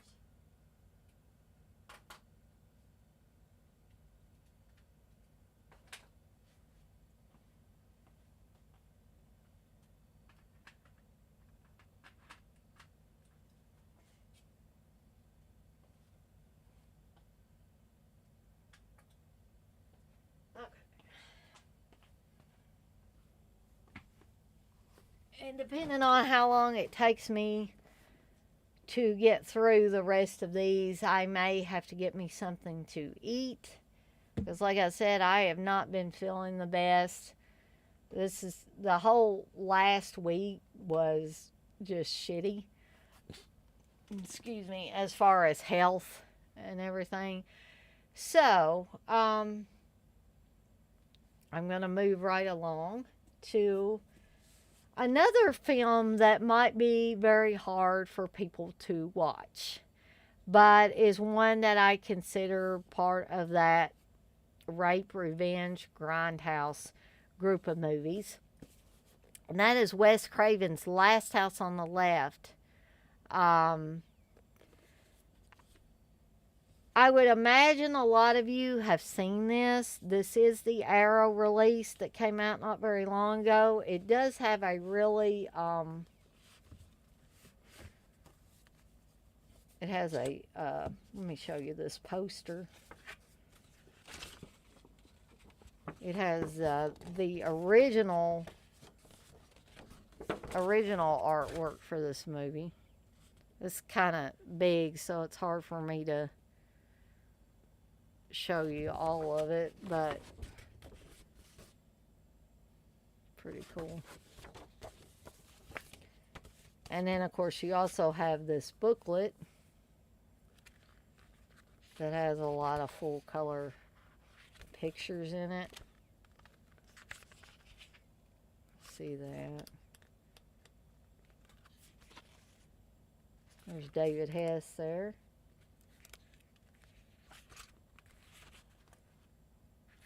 But I was just going to show you a few pictures from the movie. Oh, well, that's okay, Texas, but thank you for the apologies, even though it's not your guys' fault. Oh, that looks a lot better now. This, I really like this Super 8mm film burn behind me. I hope it's not giving anybody vertigo or anything, though.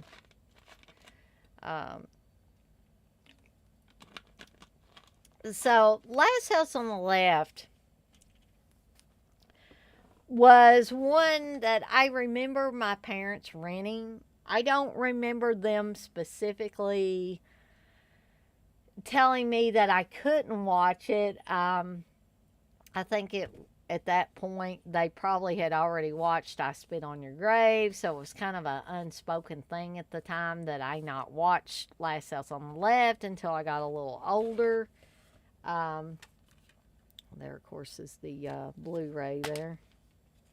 And we do have, I'm just showing you some of the extras on here, or that are included. We've actually got some examples of some lobby cards.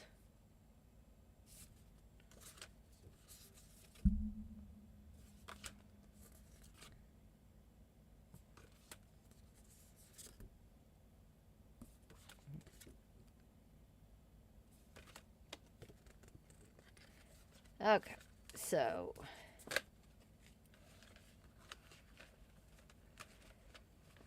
and I will also say I probably told this story before, but I'll tell it shortly here again. Back in, I believe it was 2004. This was way before I knew really anything about conventions or knew any of the friends that I have now. And I didn't know Steve. So I went into the convention thing totally blind, you know.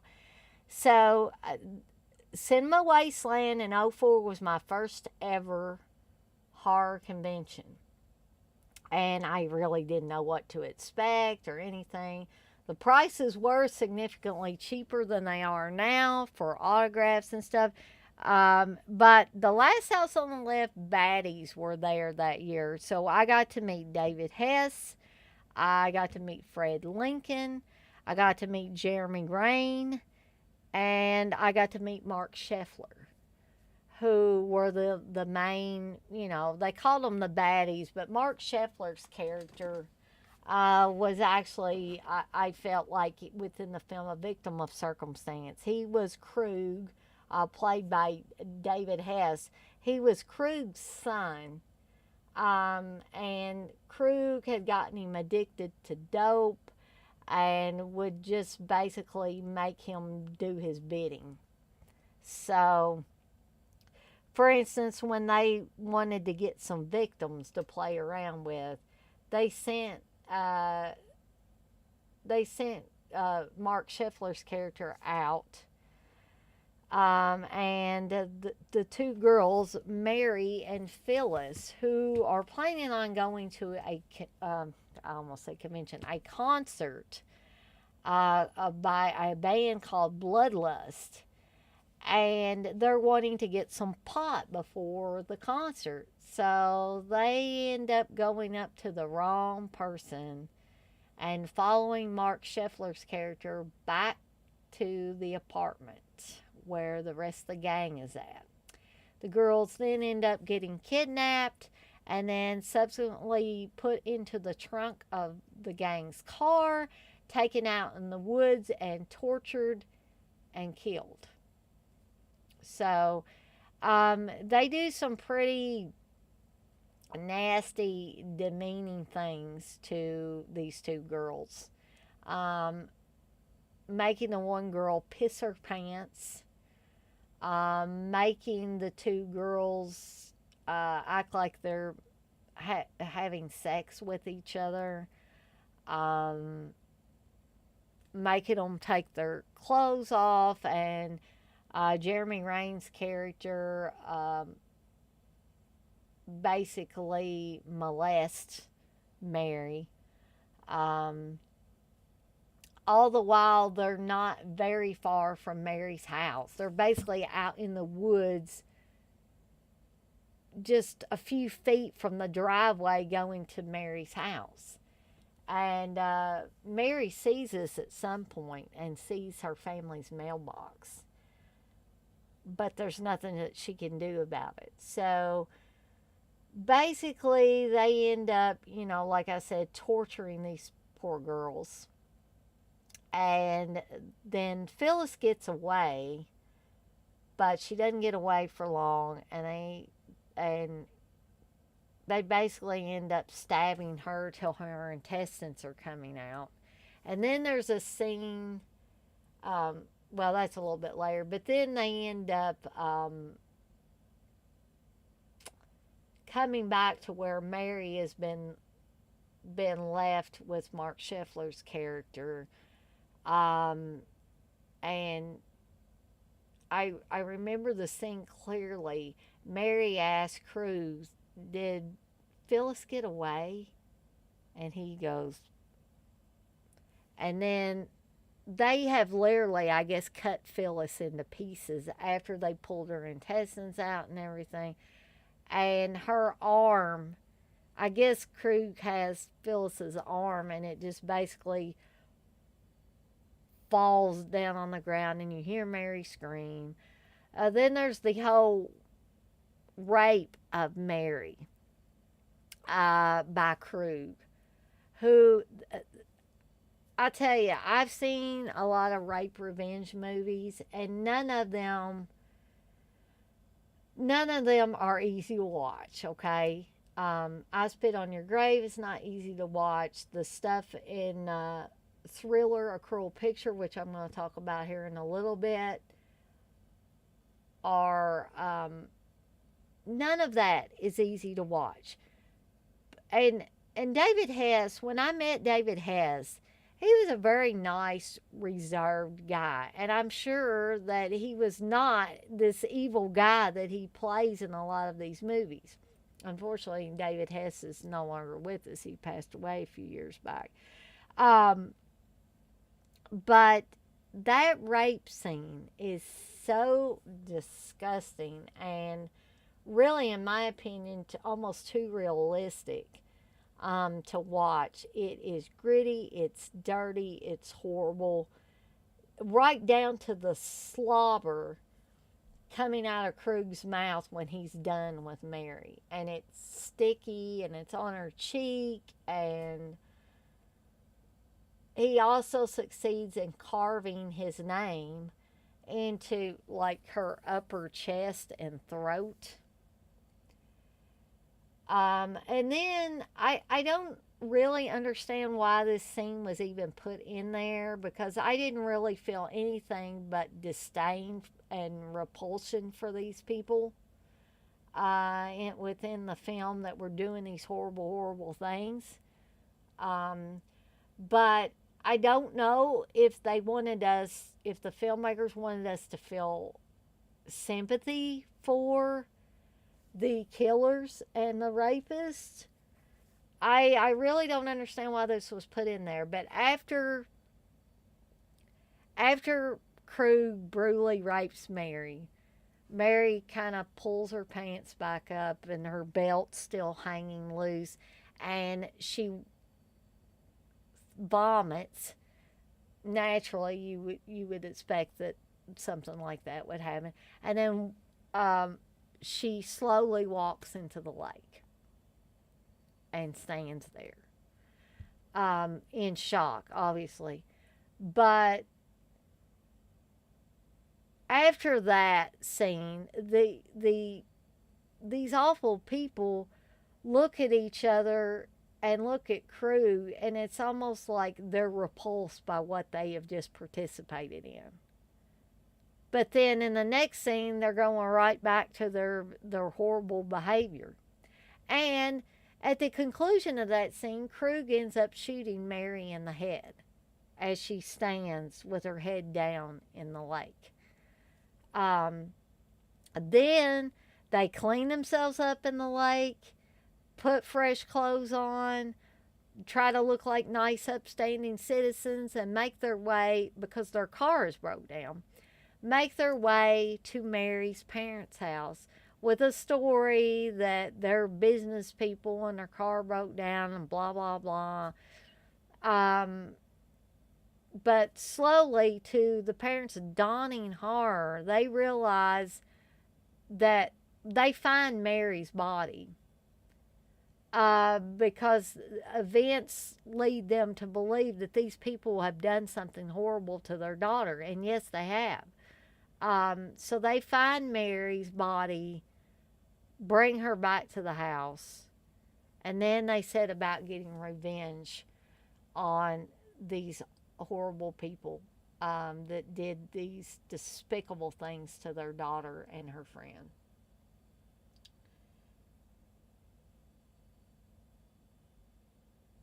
Texas, you say, well, we're friends, so it's all good. Yeah, I consider you guys friends. I definitely do.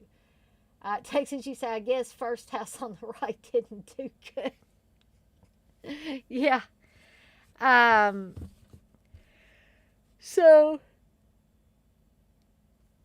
this is not an easy film to watch, as many of these films that I've been talking about, the cannibal films, are not easy to watch. These rape revenge movies are not easy to watch. And I'm not going to lie to you and tell you that they are easy to watch. But if you want to watch some really gritty Grindhouse, in my opinion, classics, then Last House on the Left definitely fits the bill. I mean, I'm not like some people who hold ill will towards Wes Craven and Sean Cunningham for creating this film, because Sean Cunningham also worked on this film with Wes Craven. I think even as horrible as the subject matter is in this movie, I really think that both Wes Craven and Sean Cunningham showed great talent in being able to pull this one off. Because I think they wanted it to be gritty and dirty and in your face and all of that. Because number one, rape is not supposed to be sweet and cotton candy and flowers and all that. It is dirty. It is gritty. It's horrible.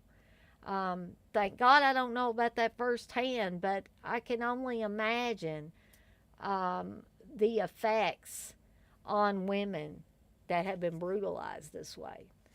Um, so I applaud filmmakers that don't shy away from that, because I think with films like Last House on the Left, with films like I Spit on Your Grave, that is important to show these reprehensible, brutal acts before you get to the revenge. Otherwise, in my opinion, the revenge would not make sense, would it? Uh, Feel free to correct me if you think I'm wrong, but I think, I don't think young kids should be watching films like this, but I think uh, an even killed adult, yeah, if they have some kind of interest in watching these, then I think they should be able to watch them. Um, Now, Steve's, of course, said he was not going to buy this. He was not going to buy the Arrow release. He's not going to get I Spit on Your Grave or anything like that anymore. I don't even think he has a copy of Last House on the Left because, that's just not his thing. So he likes other types of exploitation movies. Um, so I showed you a few of the little collectible things that came with this film, this Arrow release. So let me talk a little bit about the special features. This is a 3-disc limited edition. You get 3 cuts of the film, newly restored in 2K from original film elements, original uncompressed mono audio, 6 collector's postcards, double-sided fold-out poster, reversible sleeve featuring original and newly commissioned artwork, limited edition 60-page perfect bound book featuring new writing on the film by author Stephen Thrower, and a soundtrack CD. I remembered what I was going to talk about with Cannibal Holocaust, and I got kind of sidetracked. But real quickly, I just wanted to say the soundtrack to Cannibal Holocaust, you would probably think those synth stabs in that movie, and if you've seen the movie, you know what I'm talking about, that type of sounds.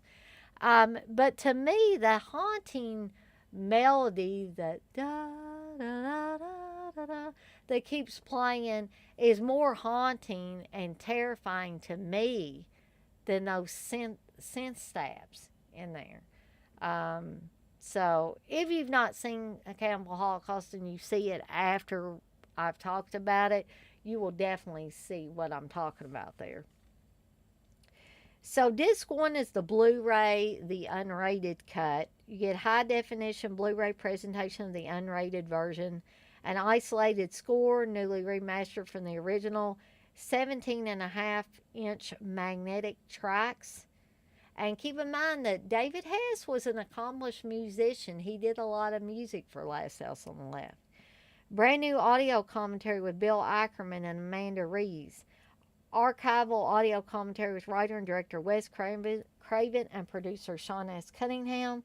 Archival audio commentary with stars David Hess, Mark Scheffler, and Fred Lincoln. Archival introduction to the film by Wes Craven. Still Standing, The Legacy of the Last House on the Left, archival interview with Wes Craven. Celluloid Crime of the Century, archival documentary featuring interviews with Wes Craven, Sean S. Cunningham, actors David Hess, Fred Lincoln, Jeremy Rain, Mark Scheffler, and Martin Cove. Scoring Last House, archival interview with actor and composer David Hess. It's Only a Movie, The Making of Last House on the Left, archival featurette. Forbidden Footage. The cast and crew discuss the film's most controversial sequences. Junior's Story, a brand new interview with actor Mark Scheffler. Blood and Guts, a brand new interview with makeup artist and Paul. The Road Leads to Terror, brand new featurette revisiting the film's original shooting locations. Deleted scene, Mary dying at the lake. Extended outtakes and dailies, newly transferred in HD, trailers, a TV spot and radio spots, and image galleries. Disc 2 Blu-ray is the Krug and Company and R-rated cuts. High definition Blu-ray 1080 presentation of the Krug and Company and R-rated cuts of the film. The Craven Touch, brand new featurette bringing together interviews with a number of Wes Craven's collaborators, including Sean S. Cunningham, composer Charles Bernstein, producer Peter Locke, cinematographer Mark Irwin, and actress Amanda Wyss. Early Days and Night of Vengeance. Filmmaker Roy Frumkes remembers Wes Craven and Last House on the Left. Tales that will tear your heart out. Unfinished short film by Wes Craven. Q&A with Mark Scheffler from a 2017 screening of the film at the American Cinematheque. Songs in the Key of Krug, never before seen footage from an archive interview with David Hess. Krug Conquers England, archival featurette charting the theatrical tour of the first ever uncut screening of the film in the UK. Disc 3 is a CD, The Last House on the Left original motion picture soundtrack. And that, my friends,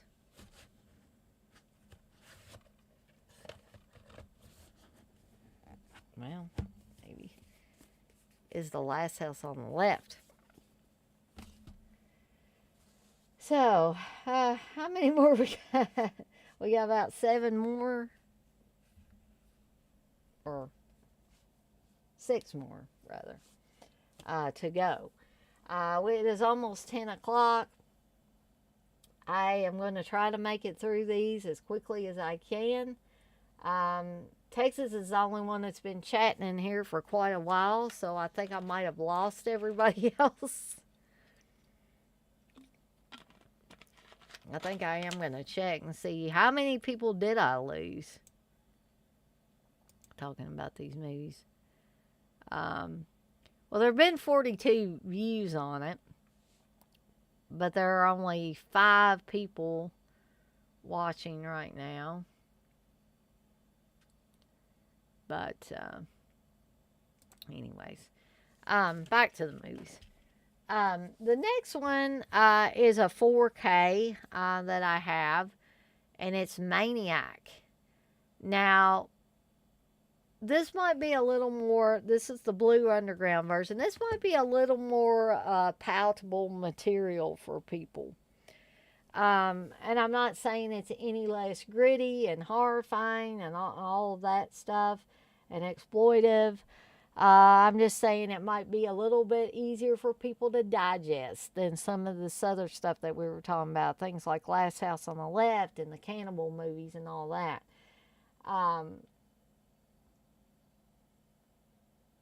Hi, Blissful High. Joe Spinell was awesome. And whether you believe it or not, so Texas... Is Blissful High a friend of yours, or is this somebody that's just coming in here just to have hearts and little kissy lips and stuff like that?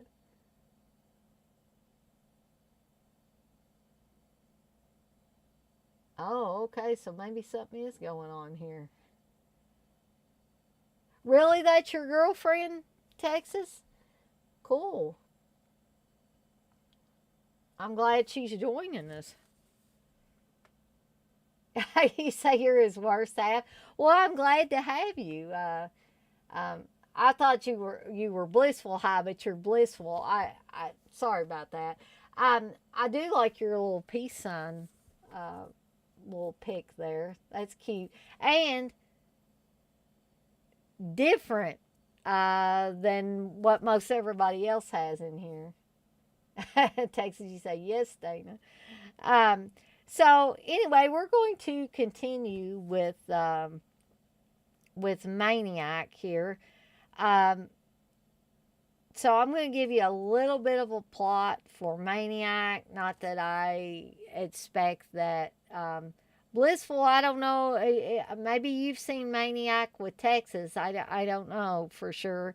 I'm not sure how much this kind of stuff is your thing. Um, but anyway, the notorious horror classic now on 4K Ultra HD Blu ray. Frank Zito, a career performance by writer and executive producer Joe Spinell of Rocky and The Godfather fame, is a deeply disturbed man, haunted by the traumas of unspeakable childhood abuse. And when these horrific memories begin to scream inside his mind, Frank prowls the seedy streets of New York City to stalk and slaughter innocent young women. Now Frank has begun a relationship with a beautiful photographer who, played by Caroline Munro, and she's great in this, but I never really understood why or how somebody of Caroline Munro's caliber would want to begin a relationship or even a friendship with somebody like Frank Zito. Maybe because from within the movie, she doesn't know what we know. Yet his vile compulsions remain. These are the atrocities of a human monster. This is the story of Maniac. Liz, will you say, I'm in the trauma community, so that's a completely different horror? Yes, it would be. Texas, you say she will at some point.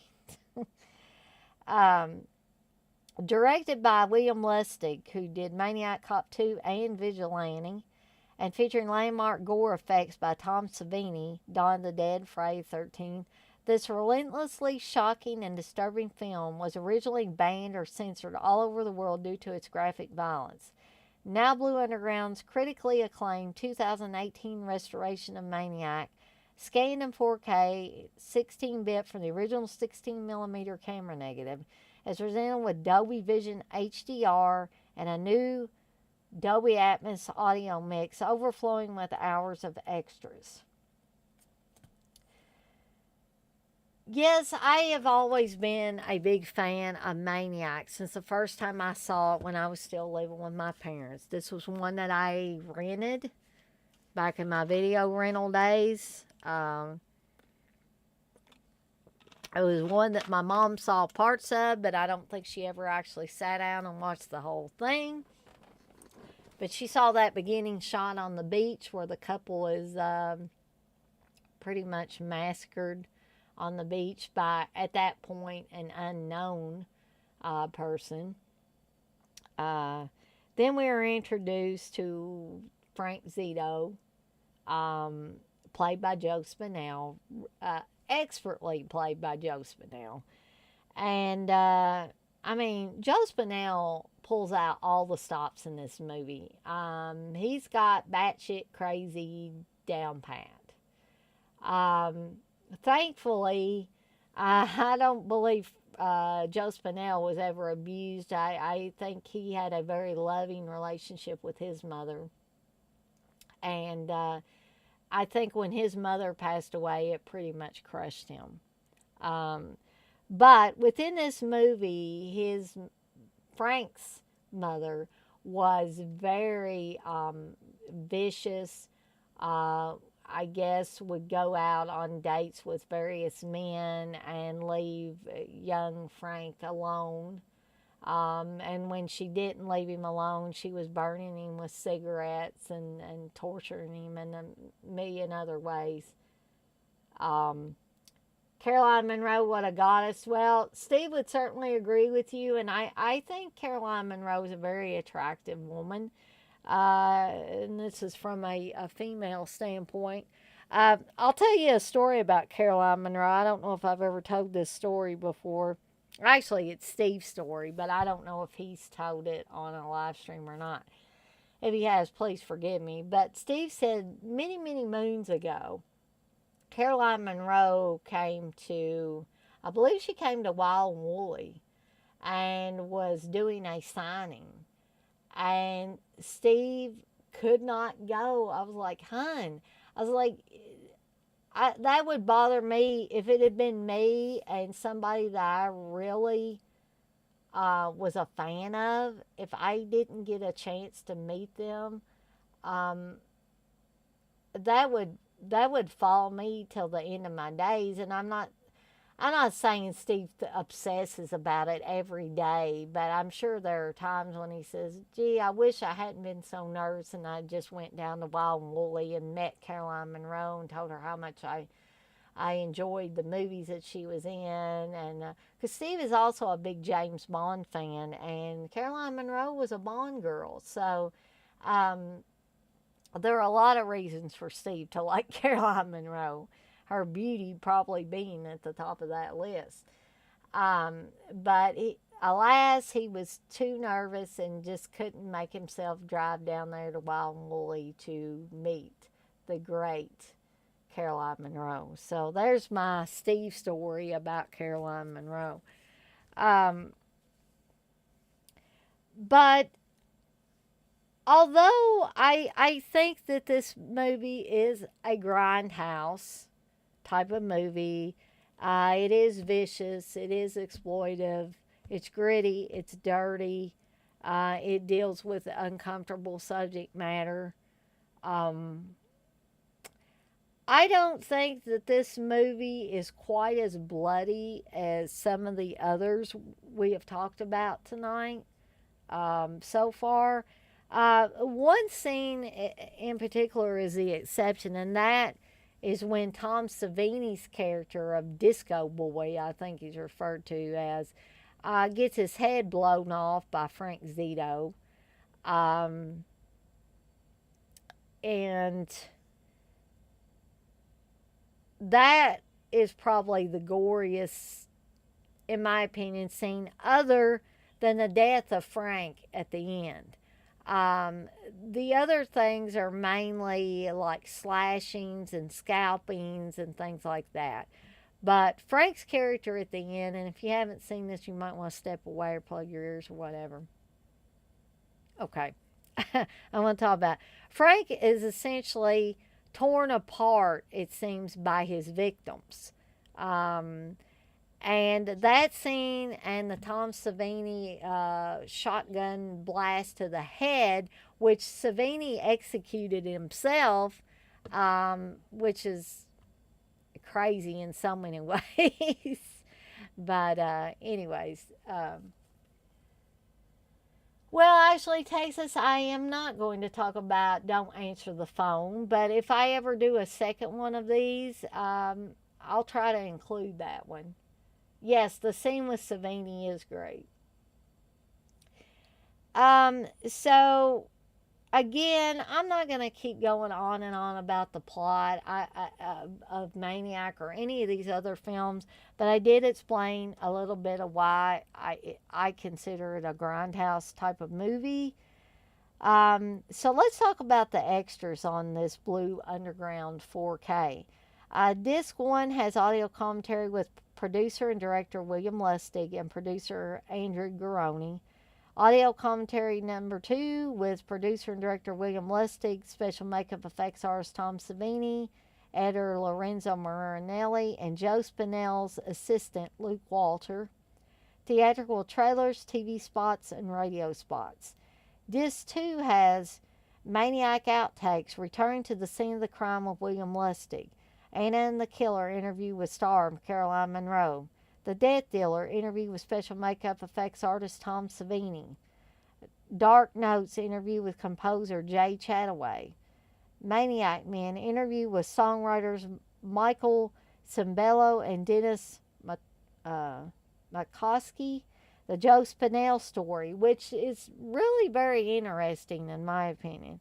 Mr. Robbie, Maniac 2 promo reel.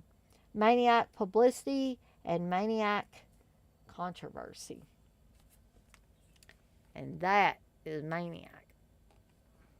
So, moving right along is another, I guess you could call it a rape revenge film. And that is Miss 45, um, directed by Abel Ferrara, who also did Driller Killer, um, and starring Zoe Tamerlis, who I think died of a young age, and I wanted to say that she committed suicide, but don't hold me to that. I may be wrong on that. But Zoe Tamerlis was really, really great in this. Um, she also went by the name Zoe Lund. So the San Francisco Examiner said this is a brilliant, gory, and finally human cult classic. This was put out by Grindhouse Films. Steve actually got this for me a few years back. He got the LP, and he said, "You're going to freak out when you see this, Dana." And I was really pleased. Miss 45 was a movie that I think I had heard about briefly, and then I found it for sale at one of the local video stores I frequented. It was a rental copy, an old rental copy. Had a cut box, unfortunately. But that was the first time that I saw it. I was like, I've heard of this movie. I want to see what this movie's all about. So, let me read you a little bit of plot on this. American independent film icon Abel Ferrara's. He also did Bad Lieutenant and King of New York. 1981 revenge thriller classic. Miss 45 follows a mute garment district seamstress played by the late model and actress, musician, and screenwriter Zoe Lund, who, after falling victim to multiple unspeakable assaults, and yes, in this film, she is raped twice in one day, ignites her one-woman homicidal rampage against New York's entire male population, combining the rabid angst of the 1976's Death Wish and Roman Polanski's surreal post-traumatic Repulsion. Repulsion is a really great film, too. Miss 45 rages from the cult underground over 30 years later to reclaim its title as perhaps the most shocking, complex, and empowering revenge film of the 1980s, and arrives fully restored and presented for the first time ever in HD. And it looks great in HD, I will say that. Very unflinching, disturbing. Overall, very dark film. But Zoe Tamerlis, Zoe Lund, really pulls off this character of Thana in the movie, until she just cannot take it anymore and goes to a Halloween party where many of her co-workers are at and completely loses it and goes on a rampage. Now, keep in mind this is called Miss 45, which means that she's killing people with a 45. So, in the wake of a lot of these school shootings, people may find a movie like this to be disturbing. Not only the school shootings, but just various mass shootings that have happened over the years. I'm not going to lie and tell you that this might not be disturbing to some of you, especially those of you that have never seen it. So, just a word of warning. But I think Abel Ferrara did an excellent job with this. I think Zoe Tamerlis, Zoe Lund, I think she was great in this. I mean, basically, she doesn't talk the whole film. So you're watching her facial features and the pain that she is in after being raped twice in one day. She gets pulled into an alley and is raped on the streets of New York. Then she makes it back to her apartment where you would think possibly she'd be safe. But no, there's a guy in her apartment robbing the apartment who ends up taking advantage of her as well. Um, Very disturbing atmosphere in this film. And I actually, this may seem blasphemous to a lot of people that maybe have seen several of Abel Ferrara's films, but I think it's a better film than Driller Killer. Driller Killer is basically so over the top and in your face with stuff that he takes that Abel Ferrara, I think, takes it down several notches, and that was a wise decision because I don't think it needed to be overblown. Perhaps Driller Killer needed to be overblown. It was, it's a movie that as soon as you turn it on, the first thing you see is before the movie gets started is this movie is meant to be played loud. And it basically has a guy that is run crazy by a rock band or whatever kind of band they are that keeps him awake all night. And he's an artist and he just freaking loses his mind, starts killing people with a drill. This seems to be on a whole different tier, different level than Driller Killer. And in my opinion, like I said, you can take it for what it's worth. Is a much better film than Driller Killer. Texas, you said Michael Cimbello did that song Maniac and Flashdance, Laughing My Ass Off. Yes, he did. And I think they were originally planning to use that song for the Maniac movie, and I don't know if they decided it was in poor taste or something, but for whatever reason, it ended up being in Flashdance and changed a little bit. Texas, you say, I think she was a drug addict, if I remember. Yeah, I think I remember something about drug addiction being involved as well. Hey, old Curly Jaws, I know I still need to watch Bloody Bloody Bible Camp if I want over-the-top, brutal, kick-ass, American Gothic, brutal, zippy awesomeness. I know, I really do. I mean, I'm being honest. I really do need to watch that film, but so far have not found the time to do so. So, again, I would highly recommend Miss 45, but just keep in mind that it is a pretty dark film that once it reaches a certain point, in my opinion, there's no coming back from this movie. So let me talk a little bit about the special features before I move on to the next one. You get an interview with director Abel Ferrara, composer Joe Delia, and creative consultant Jack McIntyre. Zoe XO and Zoe Rising, two short films on star Zoe Lund by American hardcore director Paul Rockman.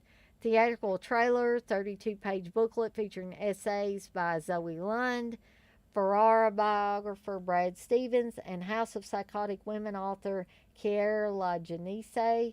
And there is a digital download as well. And I was going to show you a few of the things from the booklet. Tamerless Zoe Lund was very attractive in my opinion. Also, I was going to show you the original cover art, which that's kind of the cover art I remember seeing. And it says, "It will never happen again."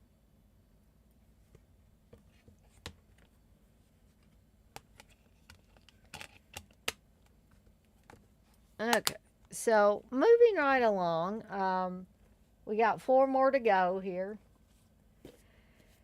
And this is one that we did a watch along for not very long ago, and it is Pieces. This is the Arrow release of Pieces.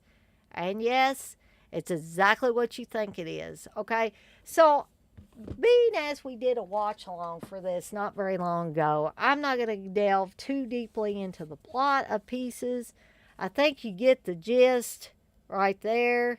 A guy with a chainsaw is cutting up some co-eds. Okay, that's all you need to know about this movie, basically. And the fact that you don't have to go to Texas for a chainsaw massacre, and this movie shows that to you in bright Technicolor. So I am going to read this little blurb here about the movie, but I'm not going to go into extreme detail on this. From Juan Piquer Simon, director of the equally unhinged Slugs, comes Pieces, the original sickening slasher classic now restored in gut-wrenching 4K. A Boston college campus is being terrorized by a black-clad maniac collecting body parts for his twisted human jigsaw. As the corpses and red herrings begin to pile up, can the murderer be unmasked before his ghoulish puzzle is complete?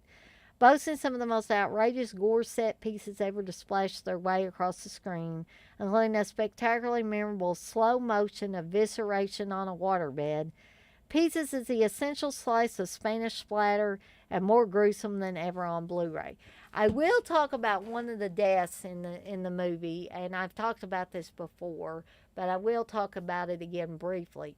One of the big scenes that's always stuck with me from Pieces is where the tennis player is basically cut in half. I dare you to watch that one scene and tell me that that does not look realistic. And here's why it looks so damn realistic. That's because they got a pig from the slaughterhouse. Thankfully, it was already dead. So they got a pig from the slaughterhouse, and they actually sliced through this dead pig. That, my friends, is why it looks so realistic. And that was a scene that stuck with me for years. It's still sticking with me. And it is the scene that I always remember. Now, the waterbed kill is pretty spectacular in and of itself, but nothing beats the cutting the tennis player in half in the locker room. And then the great bastard screaming scene from Linda Day George, Christopher George's wife, when the body of the tennis player is found. Hey, Dirk. You made it in time. I'm going to be talking about one of your favorite movies, Dirk, here in just a little bit. We got two more movies we got Pieces to finish up and two more before we get to the movie that I think is going to be your favorite movie. Texas, you say Christopher George is a great detective. Yes, Christopher George is a great detective in this.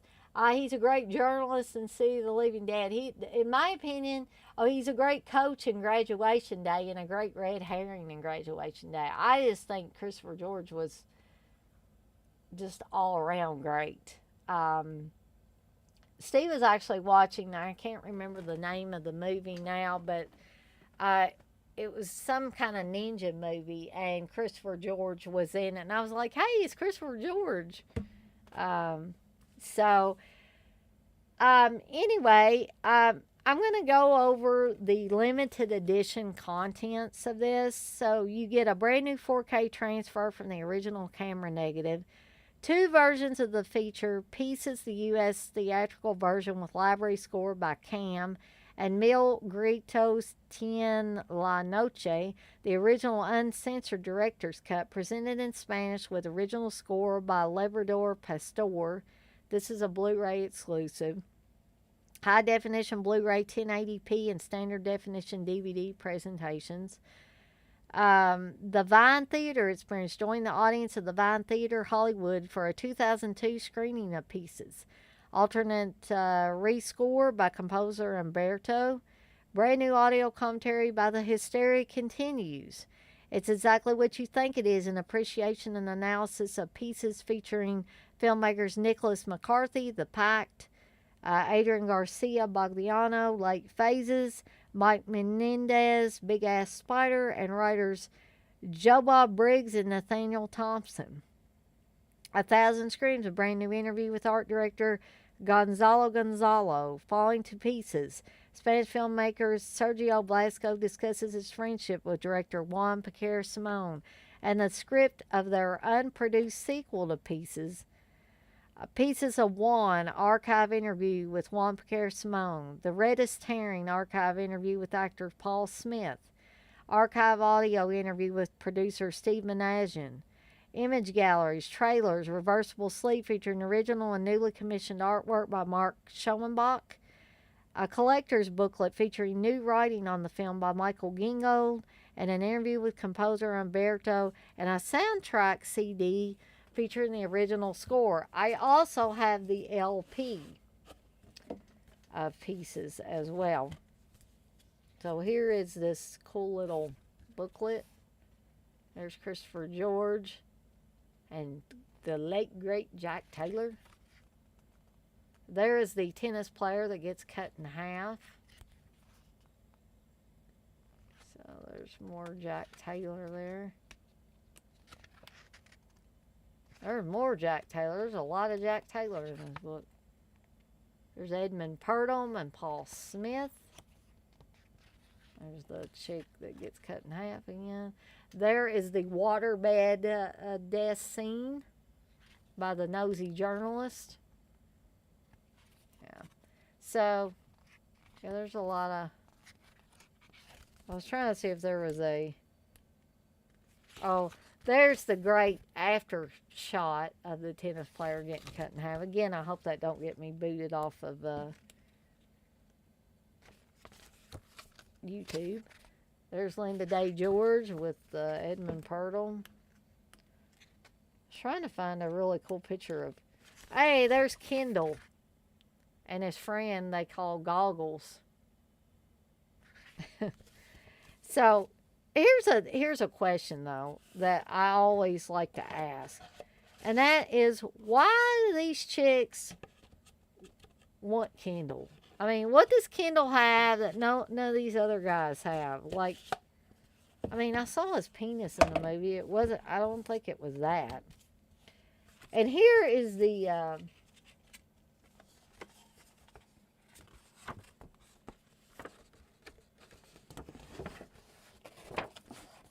here is the great, I actually have an actual Pieces poster. But here is the actual artwork that I remember the first time I rented this movie. And here's the new artwork there. So, just want to show you that. And then there's the artwork again. Yeah.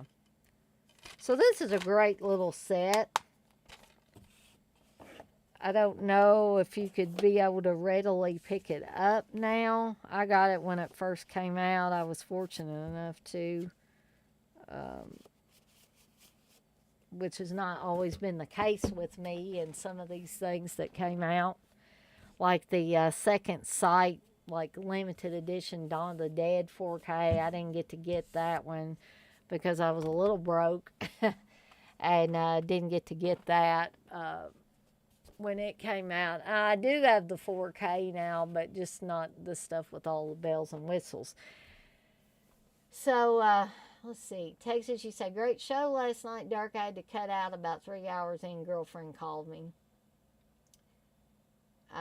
Dirk, you say, thanks, man. I don't blame you, Tex. We went 5.5 hours. Thanks for being there. Wow, Dirk.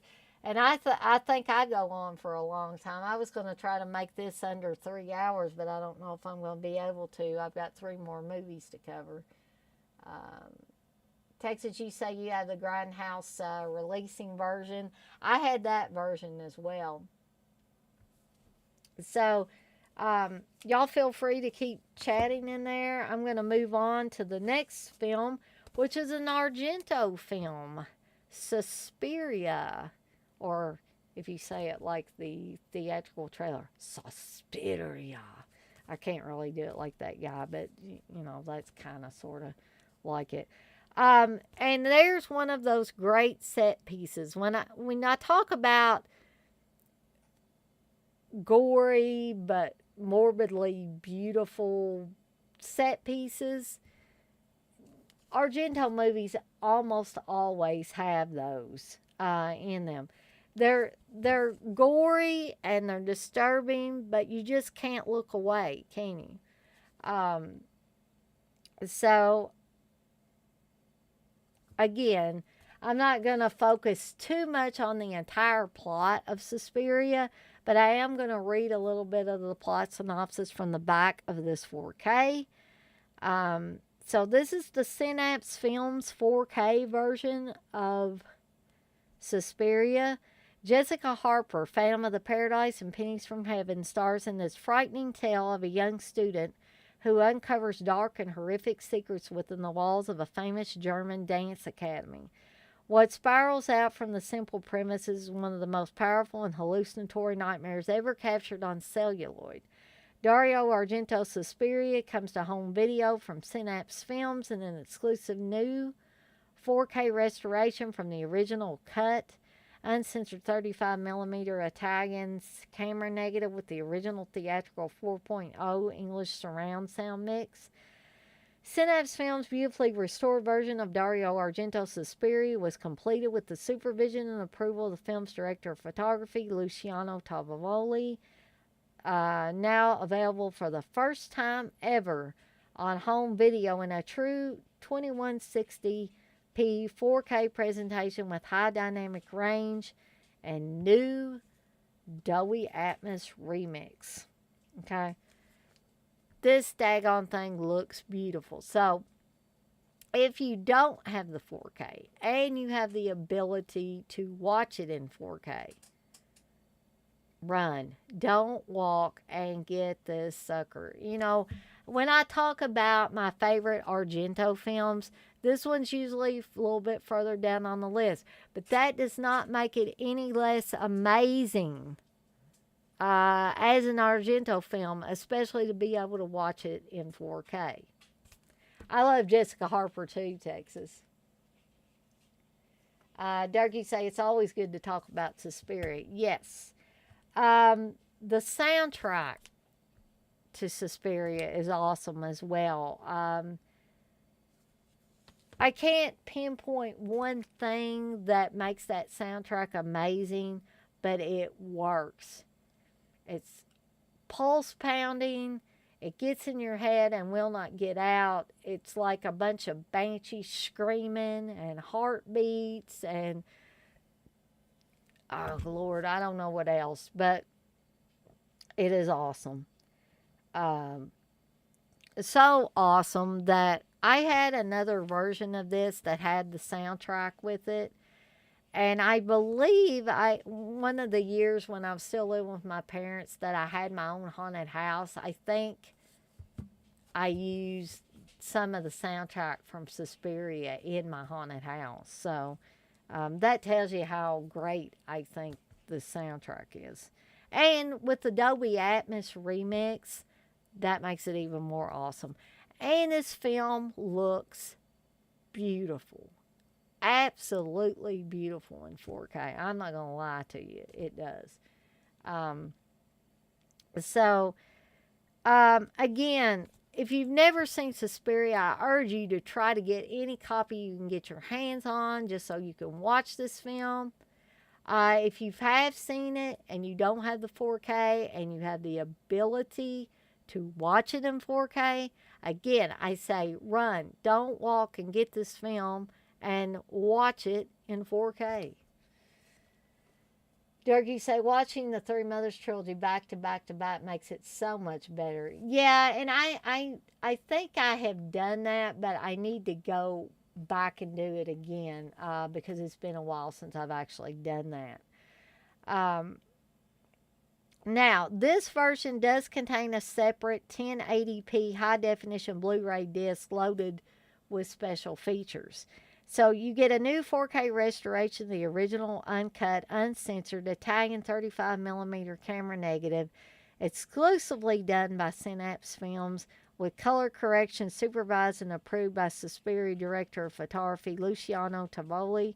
Original 4.0 English language, LCRS sound mix not heard since the theatrical release in 1977. So for you purists, that'll be great. Presented in high resolution DTS HD master 96 kilohertz 24-bit audio with newly translated removable English subtitles. Italian 5.1 surround mix with removable English subtitle translation. 2 audio commentaries by authors and Argento scholars Derek Bothello, David DeVal, and Troy Howarth. Do You Know Anything About Witches? A 30-minute Suspiria visual essay written, edited, and narrated by Michael McKenzie. Susie in Nazi Germany featurette on the German locations from Suspiria. Aside from the Depths, 40 Years of Suspiria, all new anniversary retrospective on the making of the film and its influence on cinema. Olga's Story, interview with star Barbara Magnolfi, and Steve met her at a convention a few years back. Original theatrical trailers, TV spots, and radio spots, international classics, English breathing letters, opening credit sequence from the U.S. release, alternate all English opening and closing credit sequences, playable via seamless branching, and reversible cover art by Wes Binscotter. And here's some artwork here. And then, of course, the other artwork is like this. Myself, I always loved the artwork that was on the poster with the pink writing with like the little blood vessels in it, and it was pulsating in the trailer for the movie, the one where the guy was going Suspiria. But anyway, that is Suspiria, and we got a couple more to talk about before I'm done. Oh, you like this background, Dirk? This is actually, I was saying earlier, this is a Super 8mm film burn. And I got it from that Avado, I think it's Avado site. So if you're interested in getting cool backgrounds and stuff like this, I think it's, don't tell Steve. Of course, he might watch part of this and figure out that I'm actually paying something per month for this. But I'm paying like, I don't know, $38 or something like that. But you get so much stuff. You can get like fonts, and you can get backgrounds, and you can get stock footage things, and you can get these packs that come with a bunch of different things, elements that you can use and stuff. They have Adobe After Effects stuff. They have Photoshop stuff. I mean, it's just amazing. So to me, especially since I've been doing more of these live streams, it's really been beneficial for me to be able to have different backgrounds and different things to use or at my disposal. Hey, TJ. Dirk, you say, I have an import of Suspiria 4K, a company called Vadia. I don't think I'm familiar with them. I'll have to... is there any other movies that you know of that they have available? Oh, well, maybe I'll think again about getting something from them. You say, I should have bought that Suspiria you have. All the extras are in Italian. So, the next to last movie we're going to talk about, and I finally got around to perusing my Blu-ray copy of the Synapse Films version of Thriller, A Cruel Picture starring Christina Lindbergh. I didn't even really, I saw Thriller, A Cruel Picture way before I met Steve and the rest of the gang and stuff. And I didn't really realize how enamored of Christina Lindbergh Steve was until I started talking to Steve more, and then after we started dating, I actually borrowed a bunch of his Christina Lindbergh movies to have a big discussion on her movies on the Seductive Poison show that I was doing at the time. And I think I did that episode by myself because Jenny, who helped me with many of the shows, was not available at that time. Yeah, they call her Brown Eye. Yep. And there went my light again, but you can still see this film burn in there, so I'm just going to let it go for now.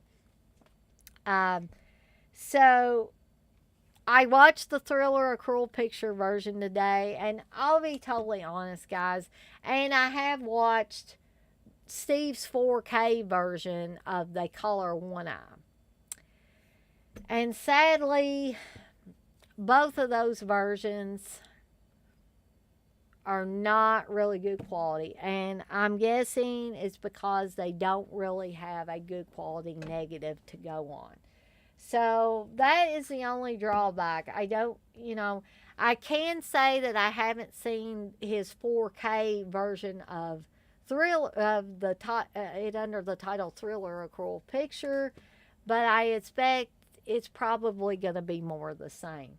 At the beginning of the film, the picture is really rough when the pre-credit sequence. And then there are spots in the movie where it looks pretty decent. And it was good to go back and rewatch this film. This is another, I guess you would call it kind of a rape revenge type of thing, because I'm going to give you a little bit of a plot synopsis from the back of this. Growing up mute after a childhood sexual assault, a young girl, Christina Lindbergh, spends years working on a remote farm. After missing the bus one day, she is picked up by a suave young man. I don't really think this guy, Tony, is a suave young man. He looks like he's dripping with sleeves from the first time you see him. So anyway, Tony takes her out to dinner, drugs her, and forces her into a life of prostitution. Torn away from home, she rebels against her captor, only to have one of her eyes gouged out as punishment. Now, the rumor has always been that because the reason why that eye gouging scene looks so realistic is because they pierced a corpse's eye. And I don't know for sure if that's true or not. That's just what I've always heard. But it does look pretty damn realistic. I mean, down to liquid even coming out of the eye when it's pierced with the scalpel. After learning of the death of her parents, she secretly trains herself in martial arts, defensive driving, and gun use. Transformed into a one-woman killing machine with a sawed-off shotgun, she uses her new skills to enact bloody revenge on those who've done her wrong. Synapse Films is proud to present the uncensored version of Thriller A Cruel Picture on Blu-ray. This cult classic is widely considered one of the holy grails of pure exploitation cinema, and one that Quentin Tarantino, director of Pulp Fiction, Reservoir Dogs, and Once Upon a Time in Hollywood, calls the roughest revenge movie ever made. Originally released in the U.S. in a heavily truncated version called They Call Her One Eye, Thriller is presented here with over 20 minutes of restored footage deemed too graphic for 1970s general audiences. Thriller A Cruel Picture contains scenes of explicit sexual content, nudity, graphic violence, and drug addiction. For sale to persons 18 years of age or older only. Well, obviously. Now, the reason why I saw this movie in the first place is the fact that I believe I was listening to Joe Bob's commentary for I Spit on Your Grave. I think when Elite Entertainment put that disc out. And he was talking about the big, heavy-hitting rape revenge movies. This was one that he mentioned that I had not seen at the time, so of course I wanted to seek it out, and ended up being able to watch it. There was another one too that I don't think that I've ever gotten a chance to see. That is a maybe a French film. Uh, the English title was called "Fuck Me," I believe, is what it's called. Um, so, uh, if I ever do get a chance to watch that one, I will get back to you guys on that one. Durkee say, yeah, I bought the Synapse and passed on that Vinegar Syndrome 4K. People say it's better, but I think they're just justifying their purchase. Well, and I'm not saying anything bad about CK, but maybe I'm wrong, and you guys feel free to correct me if I'm wrong. Wes, if you're still in here, feel free to correct me if I'm wrong. But I was thinking in the beginning, when they were first started talking about the Synapse Blu-ray coming out and the Vinegar Syndrome 4K, I could have sworn that CK said that he didn't really think he needed to get the 4K. And maybe he didn't say that. Maybe I just imagined that. But, and everybody can change their mind. But and I'm not saying this is in CK's case that he's trying to justify having bought it. I'm just saying that jogged something in my memory about the whole discussion about that when these things were first coming out. Steve did end up buying the 4K version of it, which, I mean, I'll be honest, although I haven't seen the Thriller A Cruel Picture version on 4K, I saw they color one eye on 4K. I watched it with Steve. Although I did ask him why he wanted to watch the cut version, which I'll be totally honest, a lot of what is cut out of that version is the hardcore X-rated, porn inserts. That doesn't add anything to the movie. Not really needed. But I always, like I said, at least once I like to watch a movie in its entirety with everything intact. And then after that, I'm usually good. So when I rewatched it this evening before I had my stream, I fast forwarded through all those hardcore sex scenes. TJ, you say, did Tarantino base Ellie Driver and Kill Bill on her? I think he did. I think Tarantino has said that or alluded to that. Dirk, you say, Vinegar Syndrome Texas Chainsaw Massacre 2 will sell out faster than Thriller did, I believe. Oh, yeah. Yeah. And I'll probably break down and get that one. Darky said both versions are in 4K though. Yeah. But I didn't know if maybe one version was a little bit better than the other. I mean, I almost felt like maybe I should have watched Steve's, or at least a little snippet of Steve's 4K of Thriller A Cruel Picture before I did the stream. But unfortunately, I did not. So, I think the stuff that happens before she kills people, it is more in your face and blatant and exploitive than when she actually gets revenge on people. Because and I'm not saying this because I'm saying it's a bad film. I'm not saying that at all. I'm just saying when she kills people, mostly with the gun, it's in extreme slow motion. So you see a little bit of blood flying, these people going, whoa, like that. And I kid you not, that's what they're doing. And she saves her captor for last. And honestly, you know what's going to happen to this guy. And you're glad it's going to happen to him. A slow death is what this guy needs for what he's done. But you don't you don't really see the effects of that, or at least you don't see it in this version. But you know what's going to happen. So, um, anyway, let me talk about some of the special features on this. You get uncut and uncensored high definition 1080p presentation, original Swedish language version with newly translated optional English subtitles, alternate English dub soundtrack with newly translated optional English subtitles, multiple still galleries including rare behind the scenes images and nude photos of Christina Lindbergh on set for you guys that want to take a look at that. Theatrical trailers and the TV spot, outtakes, alternate harbor fight sequence, thriller, a cruel lab mistake, rare photos from an unused fight sequence that was ruined by the film lab during production, thriller, the story and pictures. There's a bonus DVD included with thriller, They Call Her One Eye, for those who prefer to watch the film without the strong sexual content and the full eye gouging.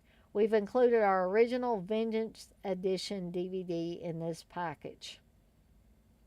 So, that is Thriller, A Cruel Picture. If you have not seen it, I recommend you watch it in some form or another if you are interested in films of this type. Okay, so the last film is the one that I thought that Dirk would be really excited about. And it's not like I've never talked about this one before, but I did want to bring it up again because I do consider this a Grindhouse classic.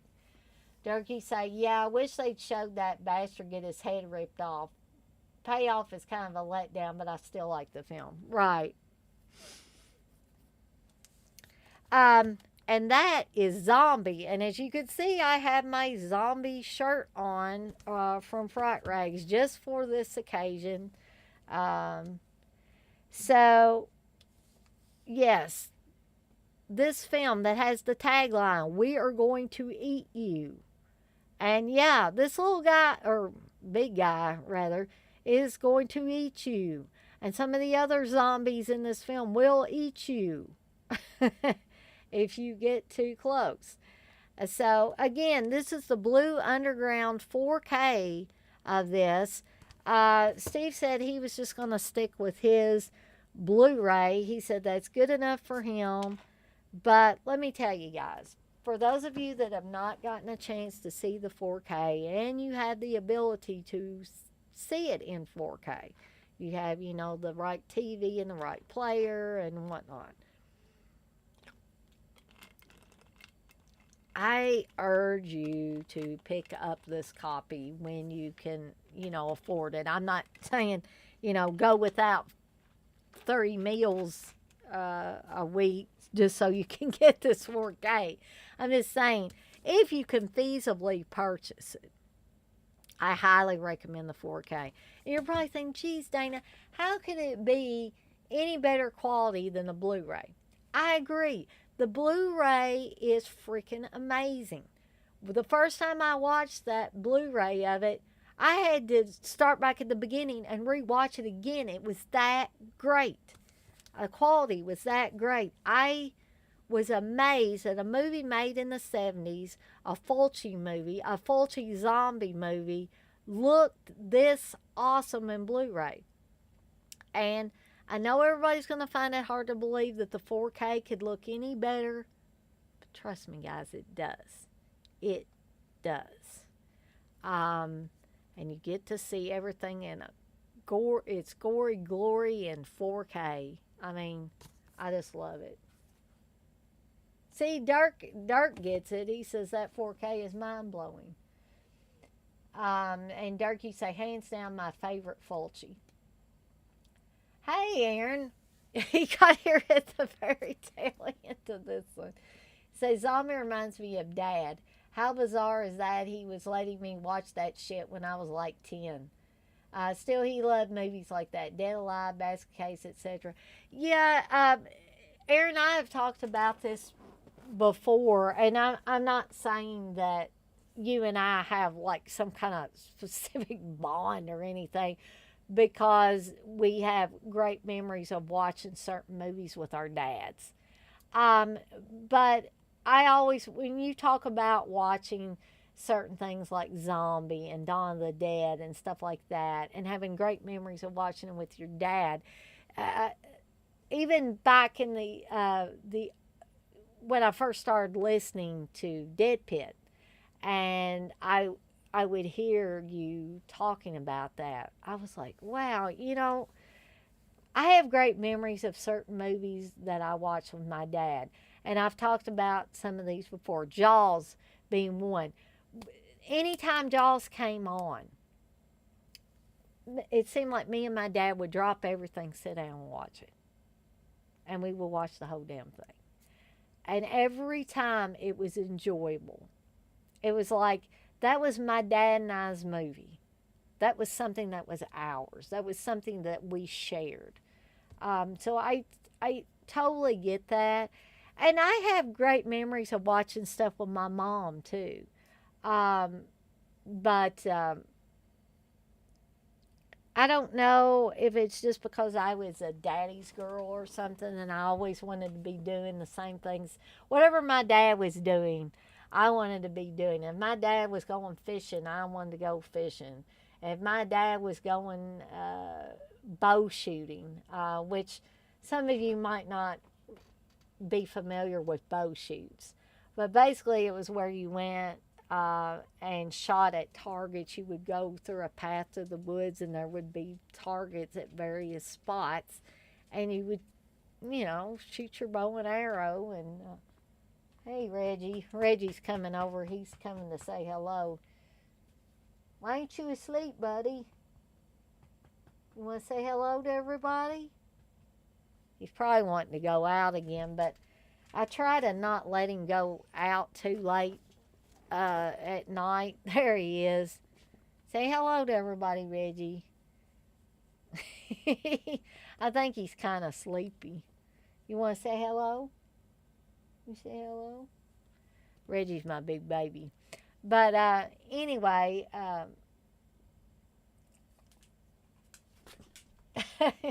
Darky say, yeah, my mom didn't care what I watched either. Um, no, my both of my parents didn't mind what I watched. Pretty much, with the few exceptions that I've talked about, like having me wait to watch I Spit on Your Grave and Last House on the Left. But anything else, I watched Campbell Ferox with my family. We rented that sucker, you know. And I think my dad still remembers us watching it. But we had a lot of great times watching things together, and sometimes we'd watch things as a family, um, and other times it would just be maybe me and my dad, or me and my dad and my brother. And then other times there was a time period where my dad was working a lot of nights, and he wouldn't get home till like 11 or around that time at night, or maybe even closer to midnight. And my mom and I spent a lot of time watching movies together, most of which my mom would fall asleep during. And I think I've told this story before, but one time I put in Burial Ground, and my mom fell asleep about halfway through it, and she woke up when Peter Barton bit his mama's boobie off, and she was like, "What happened?" I was like, "Never mind, Mom, never mind."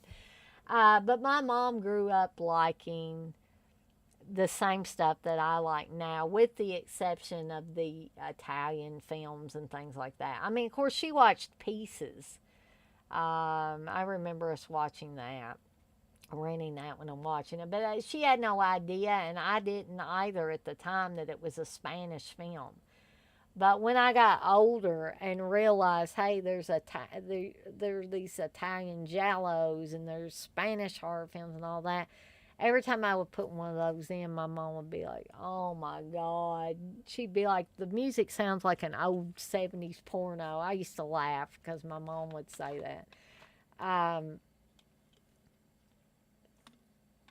but I only hope that other young horror fans got that experience of being able to enjoy certain movies with one or both of their parents. Because I don't know, that it may seem weird, but it seems like it was something that strengthened the bond I had with my parents, even more, because I don't know, I've just always found horror movies to be enjoyable. Like other people have said, it's like a roller coaster ride and a rite of passage and all of that stuff. So if you can share it with members of your family, I think that's just an added bonus. So, yeah, I love it when Aaron talks about, the movies he used to watch with his dad or stuff that his dad introduced him to. And see, Aaron turned out okay. I mean, Wes turned out okay. We all turned out okay, so it didn't hurt us any. But, so let me give you a little bit of plot on Zombie, even though you probably don't need it. But in Italy, it was considered the unofficial sequel to Dawn of the Dead. In England, it was known as Zombie Flesh Eaters and banned as obscene. In America, it was called Zombie and advertised with the depraved tagline, "We are going to eat you." Tisa Farrow from The Grim Reaper, Ian McCullough from Contamination, Al Cliver from Cannibals, and Richard Johnson of The Haunting star in this worldwide splatter sensation directed by maestro of gore Lucio Fulci, House by the Cemetery in New York Ripper, and many, many more. That remains one of the most eye-skewering, skin-ripping, gore-gushingly graphic horror hits of all time. Blue Underground's critically acclaimed 2018 restoration of Zombie, scanned in 4K 16-bit from the original 35mm 2-perf camera negative, is now presented with Dolby Vision HDR and, yes, a new Dolby Atmos audio mix, bursting at the seams with hours of extras. And speaking of Ian McCullough, I think he is going to be at Horror Hound coming up. And so I really, really want to meet him. Now, Steve has already, I believe, met Ian McCullough, Al Cliver. I think he met Richard Johnson when Richard Johnson was still with us. And I just think that is awesome. He probably met him at Wasteland years ago before I even knew Steve. So I'm really excited about, I hope Ian McCullough doesn't cancel or doesn't have to cancel, because I'm really excited about meeting him. Yeah, TJ, this also has the best zombie versus shark fight ever. And if you doubt me, find a copy of this movie and watch it. Durkee said, my mom would cringe through the movies I rented, but was good with the Hitchcock. See, my mom used to like all the slasher movies, the Friday the 13th and all of that. And then somewhere along the way, Mom kind of got a little wimpy on me.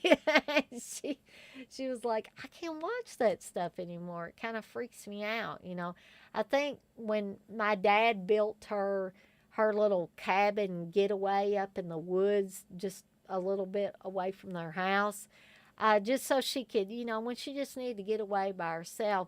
When she first started going up there, she would bring a portable, DVD player. And she started out watching things like Friday the 13th films. And she was up there in the woods in this cabin by herself. And so it started getting to her after a while. So kind of at that point in time, she quit with the slashers. And now she more like suspense, ghost stories, the supernatural type of stuff, things like that. Instead of these really grisly, slasher movies.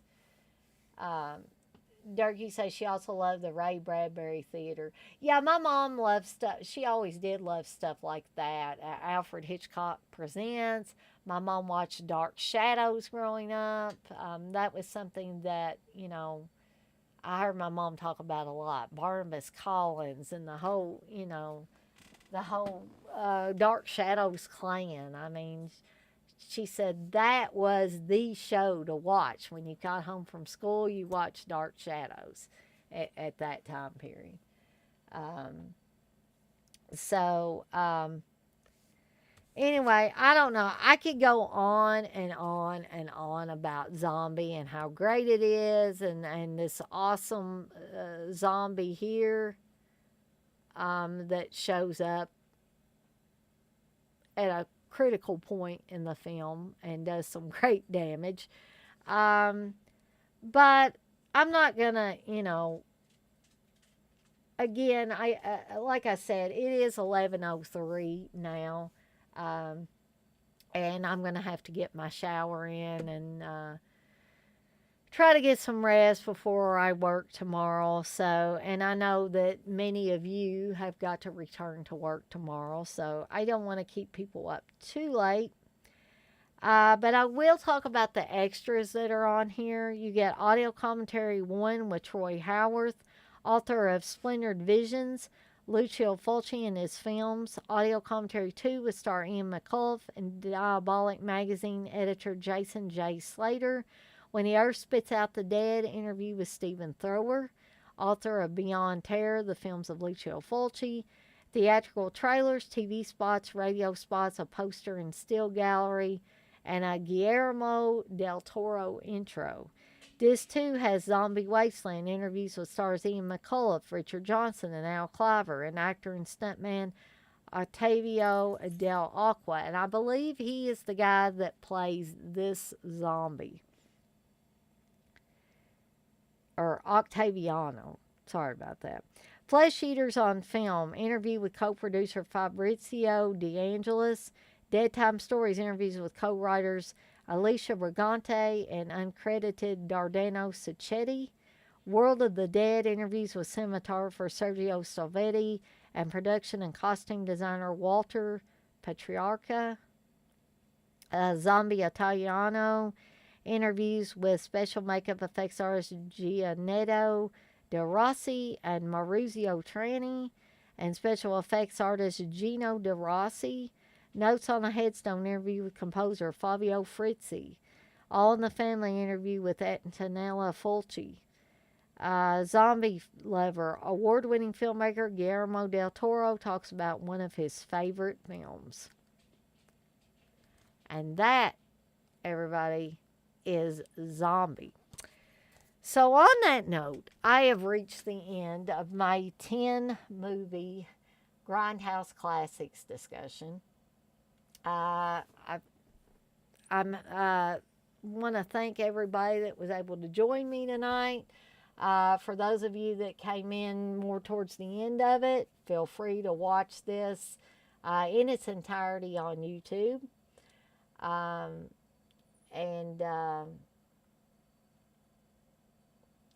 Dirk, now that you're in here, thank you for putting the picture of yourself up on my Facebook page with your new Tenebrae shirt.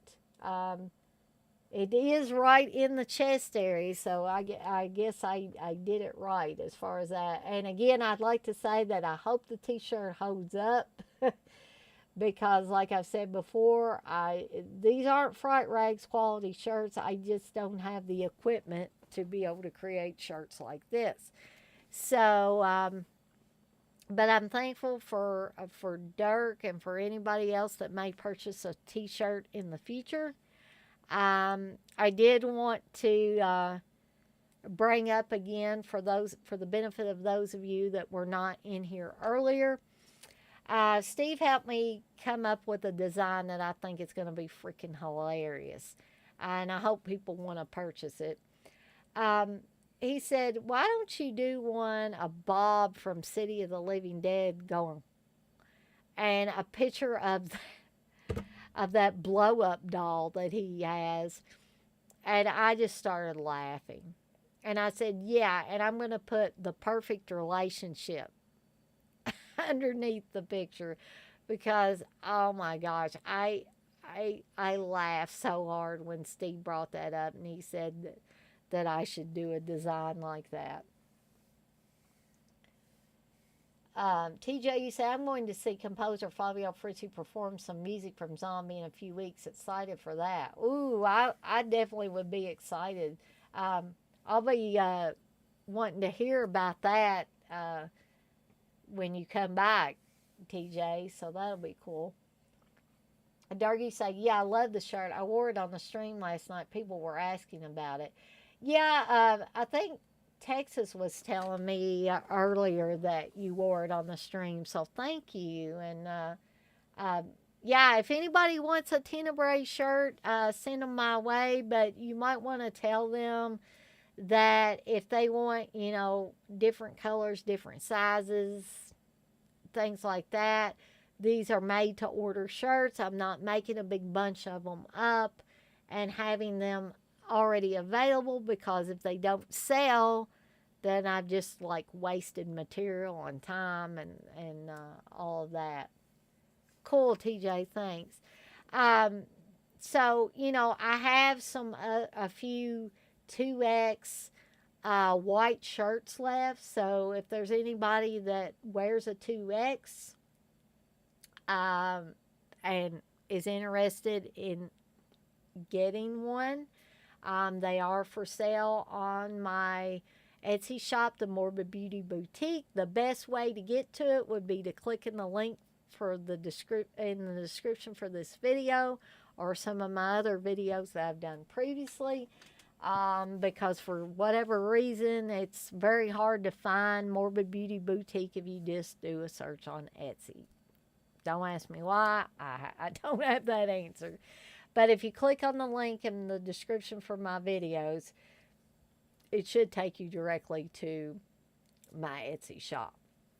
And I'm hoping to be able to put some more designs up before long, including the goddamn Bob shirt that Texas wants. Yes, I agree, Dirk, that white is perfect for that design.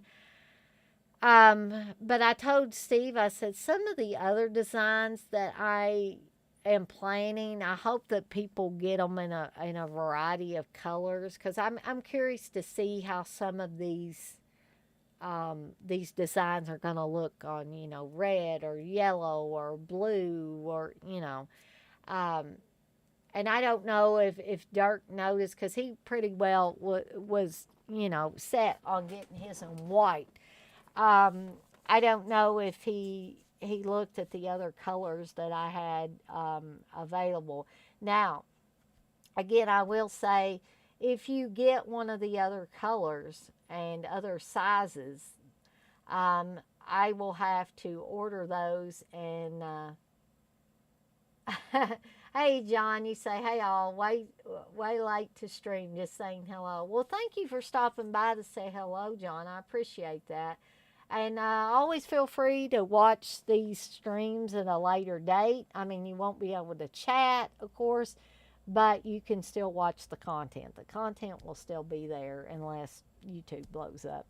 But I was going to say, just keep in mind that any shirts in different sizes other than 2X and different colors other than white, I'm going to have to order those. So keep in mind, it may take you a little bit longer to get your shirt, but just bear with me, and I will get it to you as soon as humanly possible. So, with that being said, I want to thank everybody again for stopping by, hanging out with me for a little bit. I said I was going to try not to go on for 3 hours, but I ended up doing it anyway. Doug, you say you listen to them at work if you miss it. Yeah, see, and you don't even have to like be sitting here staring at my ugly mug. You can just listen to me rattle on about movies. And so, whatever way works for you guys, I consider it an honor whether you listen to me, watch me, you're in here live when I'm streaming, or you watch it later. It's all good. So, with all of that being said, I am going to skedaddle on out of here for the night because I do have to take a shower and eat a snack and try to get some rest for work tomorrow. And so I will see everyone on the flip side. And you guys have a good night.